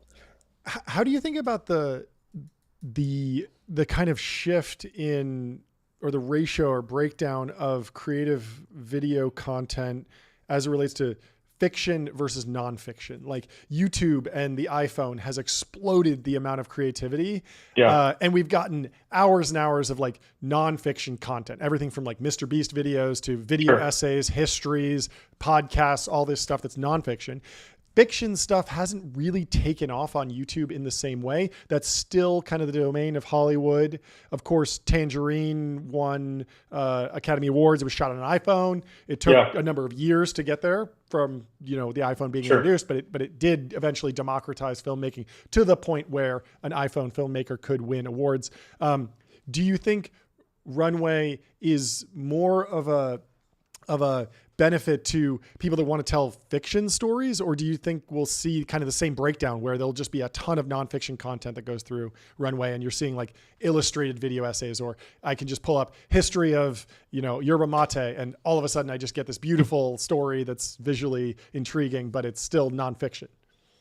I think Runway is made for stories. That's what the ethos of the company is. And I think fictional or not fictional, like stories are just stories. And I think humans are like obsessed with stories and will consume anything that tells a story. And so I think you're right. YouTube hasn't been like yet good at perhaps like AAA content or like professional like fictional content, and it's better to do this like more informal like blog type of things because it's just cheaper. But I think this is particularly interesting because like what models like Gen 4 do is break that barrier. Now basically anyone out there who has a YouTube channel right now can create a type of content that looks like someone made it in a studio with $50-100 million. And I think that's like the last unlock, I would say, media wise. The first one was like everyone can do like this, everyone can just like create their own like channels and tell their own stories. But then professional grade content has been for the last couple of years, the last kind of like stage, and it's only been accessible to this very subset of companies. And now it should be everyone. It should be basically anyone who has great stories. It's like creative meritocracy. Whoever has the best stories will win. What happens to movie stars, right? You can imagine early on with some of these AI generated films, somebody's planning to generate a film using entirely AI. They don't plan to have any on-site shoots or anything like that, but they go to Brad Pitt and they say, we're going to give you $10 million to star in this film, because Brad Pitt, if they just completely used his likeness and his voice and whatever. But then over time, people start realizing like, hey, it's actually much more valuable if I kind of create my own, potentially like IP or own superstars from the ground up, because I can, instead of paying Brad $10 million for one movie, I could invest a lot of money in this sort of, I can make my own Giga Chad. And I don't have to pay any of the fees, and maybe there's some R&D-ish to sort of generate that character. But what happens to our stars? Well, I don't think that changes that much, to be honest. I think we had that capacity of doing that for a long time. I mean, animation and like CGI and anything that's not like live action has we've been able to do that for quite a long time. It's more the cost of it is really expensive. I think you can still have a space and a world where you can have both. You can have characters and actors performing the way they do, and you can have this new medium. It's a new format. It's like a video game that allows you to create infinite worlds. Maybe the two might overlap. You might bring some elements of the real world into this. You might create some elements generated into, and it will swap. I don't see them as a replacement. I don't see them as like, oh, we're going to suddenly like stop hiring actors. actually for most of our shots, you actually require actors to do like act one or performances that you can transpose into the way you want. And so I think it's more of like a change more than like, oh, we're gonna suddenly like stop doing everything we're doing and do this new thing now. That makes sense. Do you have any type of sort of like long-term cost target for a 90-minute movie in 4K? Is it something that in a decade it's $1, or is, you know, how low can it go? Just compute wise, or like people time? Yeah. I mean, ignore the sort of like the prompting. Yeah. Well, It's like here's the the iPhone thing. is effectively free just film. the OpEx of like You used to have to pay by the foot for film. Yeah. And it was very expensive to get it developed. Now anyone with a phone can record 200 hours of footage for a couple $100 used phone. So I think maybe the best thing to think about cost is to think also to the point, so to understand how like the models and the optimization of these models is like progressing. You're going to get really soon to a point where you can run these models in real time. Mm-hmm. And so by the time you run them in real time, you're streaming the pixels as you're watching them, interacting with them. Yeah. And so if you do so, then like the story, first of all, never ends. There's no 60, 90 minutes. It can be days that you can just like start generating. Yeah. And it's the cost of inference. It could just be as cheap as however NVIDIA wants to optimize their like GPUs to make their faster for everyone and cheaper for everyone. So I think it's just a couple of dollars if you want to make it's like a LUT file that you just like import and boom, you got it. And you're just like sort of wandering around. It's amazing. Well, I mean, what does the business of Runway look like at that point? And how are you thinking about the importance of like value accrual in the application layer? Are you thinking you go more B2B and try and get big contracts? You want to go B2C and just get every consumer on, some, $10, $100 a month plan? How are you thinking about pricing and customer base? So far for now, our focus has been professionals mostly, making sure that like those who make a living out of telling stories can use Runway to accelerate like their work. Mm-hmm. I think there's still a lot of like creators and individuals that will like start becoming professionals because of this. Like, mm-hmm. I mean, I now could do things that will require like an army of VFX artists. And there are many other people who can feel the same right now. Our plan is mostly to make sure that those who want to tell something can actually like tell a story. And that's a wide spectrum of folks. So we work with like Lionsgate, major production studios, to like independent studios, indie studios, like filmmakers themselves, just groups of like 2-3 people making amazing stuff. And then we have an iPhone app, so consumers can also make stuff. I think like the mission of the company is like, look, this is the most important technology for like art. Like I've started working on this because I had the idea that neural networks applied to art will like eventually become a new form of art. And I want to be part of that. And I think the consequences of that go beyond just B2B and B2C. It's like everyone out there should be making great stuff. Are you optimistic about any of the hardware developments kind of speeding up Runway rendering or generation? Obviously, there's like new NVIDIA chips coming, but then there's also startups that are focused on transformer models baked into silicon, like Etch. There's Cerebrus. There's Grok, not the XAI thing, but the chip company. And then there's like the DeepSeek approach, which was like, it seemed like they mostly just worked on algorithmic improvements to speed up inference. Where are you most optimistic about getting the next 10x improvement in your models and your systems? I think those are all like interesting developments. We've been watching some of them really closely. I think right now, cost is mostly for us at the scale of what the business is and the research that we do, the main factor. And so if you give me like X performance, but it's unproven, or like I will need to spend like 6 months trying to like debug into like much performance and whatever, or I already know, that makes it really hard to switch. And so I think it's cost mostly, what cost in the sense of like how cheap can I get just like my compute, and for how long can you guarantee me that price, and maybe a price better after. And then performance improvements, if they're like significant, will matter a lot. But I don't think we've seen something so significant yet that will make us like either switch or move to other like hardware. I do think it's important. Like I do feel like all of the chips that are being made to compete with NVIDIA are relevant, but for us, it's still like very hard to see where we can switch, to be honest. Makes sense. last question? Or This has you been good? great. This has been awesome. We'd love to have you back. This Yeah, is really informative. of course. Thanks so much. I've been a fan for so long. I wanted to talk to you. I'm really glad I Nice, got yeah. some time. So Well, thank you I for don't know having if me, you've man. seen we make some pretty cinematic videos. At some Yeah, point, we're gonna have to and I just want move it I over. really want to do the style transfer thing on some of our older content. You can. Now you And can. Now you can just be like, create boom, anything. now it's yeah. animated. So yeah, we'll Yeah. definitely be racking up those runway bills when we get to hitting Nice. render it all. worth I it. want every piece of B-roll we've ever filmed in Studio Ghibli style. I don't care what it costs. I want a folder worth full it. of it It's all. worth It's it. worth it. Yeah, that's awesome. It's such a fun time, and there's so much that you can do with this stuff. So thanks for powering it, and thanks for stopping Awesome. by the show. Yeah, and course. congratulations to Yeah, the congratulations whole on team. the new It's model. really impressive. Perfectly First. timed. Talk to you Thank soon. you, guys. Take care. Bye. Go.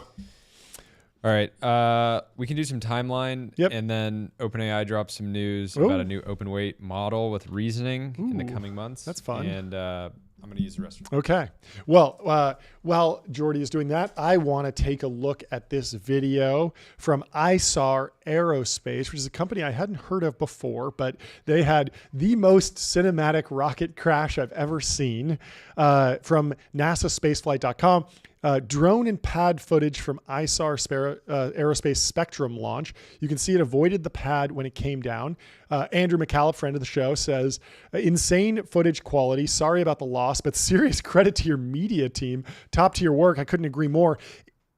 We'll have to pull it up because it's the most cinematic just footage ever from this drone. It looks like they color graded it. It looks amazing. And Ashley Vance also chimed in and said this launch site slaps because it was great. And it's just a beautiful, beautiful website. But speaking of beautiful things, go to getbezel.com, shop over 23,500 luxury watches, fully authenticated in-house by Bezel's team of experts. Get a luxury watch, folks. Anyway, how are we doing on the footage of ISAR Aerospace's Spectrum launch? I'd love to have the founder on the show. We did Defense Week or Defense Day.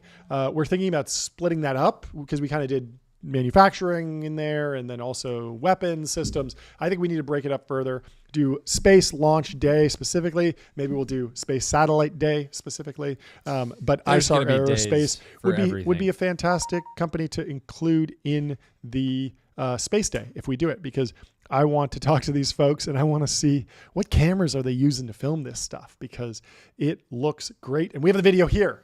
So check it out, folks. Is it ISAR panned down Aerospace. I think you got to pan down more, Ben. Oh, here we go. Oh, we're good now. So look at this. This is so beautiful. I can't get enough of this. Look at this. The rocket takes off. Very sad that it didn't make it to orbit, but very cool video. And look at this. The drone just going higher and higher. This is why you got to watch the video, folks. Sorry for everyone on the RSS feed. But the rocket's going up, up, up, and then starts flipping over and winds up crashing. I actually don't know where this was. It looks like it's in Antarctica or something, but I think it might be in Europe. I'm not sure. But beautiful glaciers. They got to get Harry Stebbings over to the launch site, have him figure out what's going on. But this post came. Look at that! Wow, big. Like look at the teal and orange. It's just the classic Hollywood color grade. Looks like a Transformer movie. Fantastic. And so if you're doing something cool, like the takeaway is just like spend the money on the nice camera. Yep. Because you're going to get a lot of attention, and attention is all you need.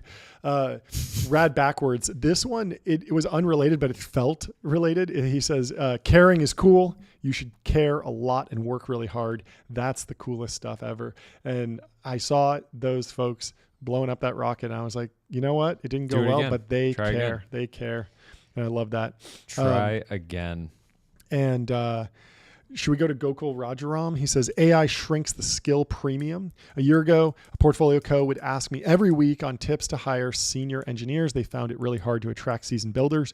For the past couple months, they have stayed conspicuously silent on this topic. Today, I asked them why. Had they finally found their dream senior engineer hire? They said, we don't need senior engineers. Our junior and mid-level engineers are able to use AI to solve every logic and system design problem. This is what we were talking to Patty about. ChatGPT is his kernel and Cursor is his army or something like that. I like that model. But really it's like, you have these tools and systems that plug in that help speed up the autocomplete and the implementation of your ideas. But Yep. how do you reality check and it's the rubber duck test. Can you explain what you're building, what your architecture is? And these reasoning models are fantastic at that. So Gokul goes on and says, this will be one of the pervasive effects of AI. AI will massively erode the premium charged by senior professionals in any white-collar role. You might still need the 0.01% of talent to build world-scale systems, but the top 1 to 10% are going to see massive competition from the middle 50% as AI up-levels the latter skill group. I don't know if you had to take Jordy, but I thought it was interesting. Yeah, I mean, it's interesting. Last night I had a question that I wanted to ask a friend of mine who is a very much an expert in the subject. Mm-hmm. And I felt like, and I reached out to him. I said, hey, can you chat about this thing? But I also asked the same question to a language model. Yeah. And like hours before my buddy responded, I got a like satisfactory or potentially even better answer than my friend would have given me. Yep. And I think that scenario is basically similar to what Gokul is describing here. Yeah. Which is good. It's sort of, I mean, again, it's sort of leveling the playing field in many ways. The internet as a technology leveled the playing field globally, where like you didn't have to be in the United States to compete with US workers for jobs. You could be a web developer in UK or India or whatever, competing for work in the US. So yeah. I want to go to this post by Dylan Patel. He says, data center CapEx is going to zero. Grok struggling deploying. Anthropic extremely low limits for paid plus cursor. Google not offering 2.5 on API. OpenAI not serving O3, struggling to serve 4.0 image. Azure still not serving many models, including O1, O3 Deep Research 4.5. And this is so funny because he's the most respected analyst in semiconductors. Dylan Patel, obviously the founder of SemiAnalysis. But the first line is a joke. And if you don't have a good irony detector, you would just read this completely wrong. Yeah. And fortunately, Brad Gerstner chimes in and says, bizarre how the GPU doomers all somehow understand true demand better than the companies who all have massive compute shortage and are melting down their GPUs and scrambling to find supply. And so, I mean, yeah, if you look at the how long it takes to inference some of these models, it's all very slow. It does seem like demand is very high. Just anecdotally, I think we saw that everyone is using all of these models all the time, and they are intense from a GPU demand perspective. And you can just see it. Gary Basin actually has a good point here, saying they're looking at two different time scales. The short-term squeeze is priced in, but like that capacity for the short-term squeeze is in many ways coming online or being built out. Yeah, there's also this interesting dynamic where some of the founder mode companies do have an incentive to overstate the level to which they are overstrained. You know, it's like the classic stage founders, like, I can't sleep. My phone's ringing constantly. I'm the most popular startup. We're growing too fast. Like, you kind of know that if you signal that to the market, you're going to get more term sheets and stuff. But I don't believe Google is in that mindset with like, oh yeah, like if we don't offer 2.5 on API, like the market's going to see that and price us higher. It would be very odd if all of these dynamics were fake. It would be reasonable if it was like just one was, oh, that person's kind of overstating or they're a challenger. And so they're saying, oh, we're so popular. But when they're all struggling, clearly there would be an economic incentive for one of them to break rank and say, actually, we have plenty of GPUs, so come over to us. We would love to have your business. When they're all struggling, it's definitely a sign that data center CapEx is not going to zero, in fact.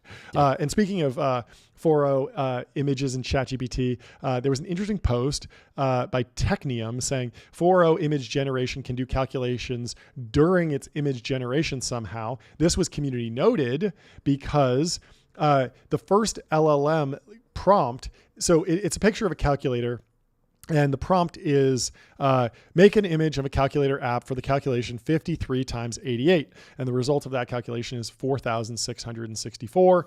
And this would be shocking if the LLM had just been able to, or the image model had just been able to do this at image generation time. But in fact, it appears that in the prompt reasoning step, before the image is generated, the there is an internal prompt interpretation that runs that basically hydrates the prompt and adds extra context. And so someone else shared that and said that if you give the exact same prompt in the screenshot, you can see that they pre-process the prompt, and that prompt actually does the math, which is still impressive that it can get it right. Let's not be wrong about that. But it is interesting. And this is obviously just like a huge unlock, and obviously pairing LLMs with image generation. This is the future. And this is, I think, why this new image generation, the Studio Ghibli-ification of ChatGPT, it didn't happen in DALL-E 3 or DALL-E 4 like a separate app. It just happened in ChatGPT, and it takes advantage of all the other ChatGPT features. And eventually you're going to see consolidation, so you can upload a PDF, have it search the internet, do some deep research, generate an image with images in ChatGPT. It's all going to happen in the same app and same window, which is great. But interesting, like kind of technical deep dive here. Is there anything else you want to run through on the timeline? Because we are past 2 p.m. We've been streaming for 3 hours. I wanted to take an opportunity to talk about another new partner, which some people have called out in the ticker, which is Polymarket. Polymarket, that's right. And we're very excited to be partnering with Shane and Matt. Yes, thank you to at Polymarket. We've been very happy to have them as a partner. Thank you.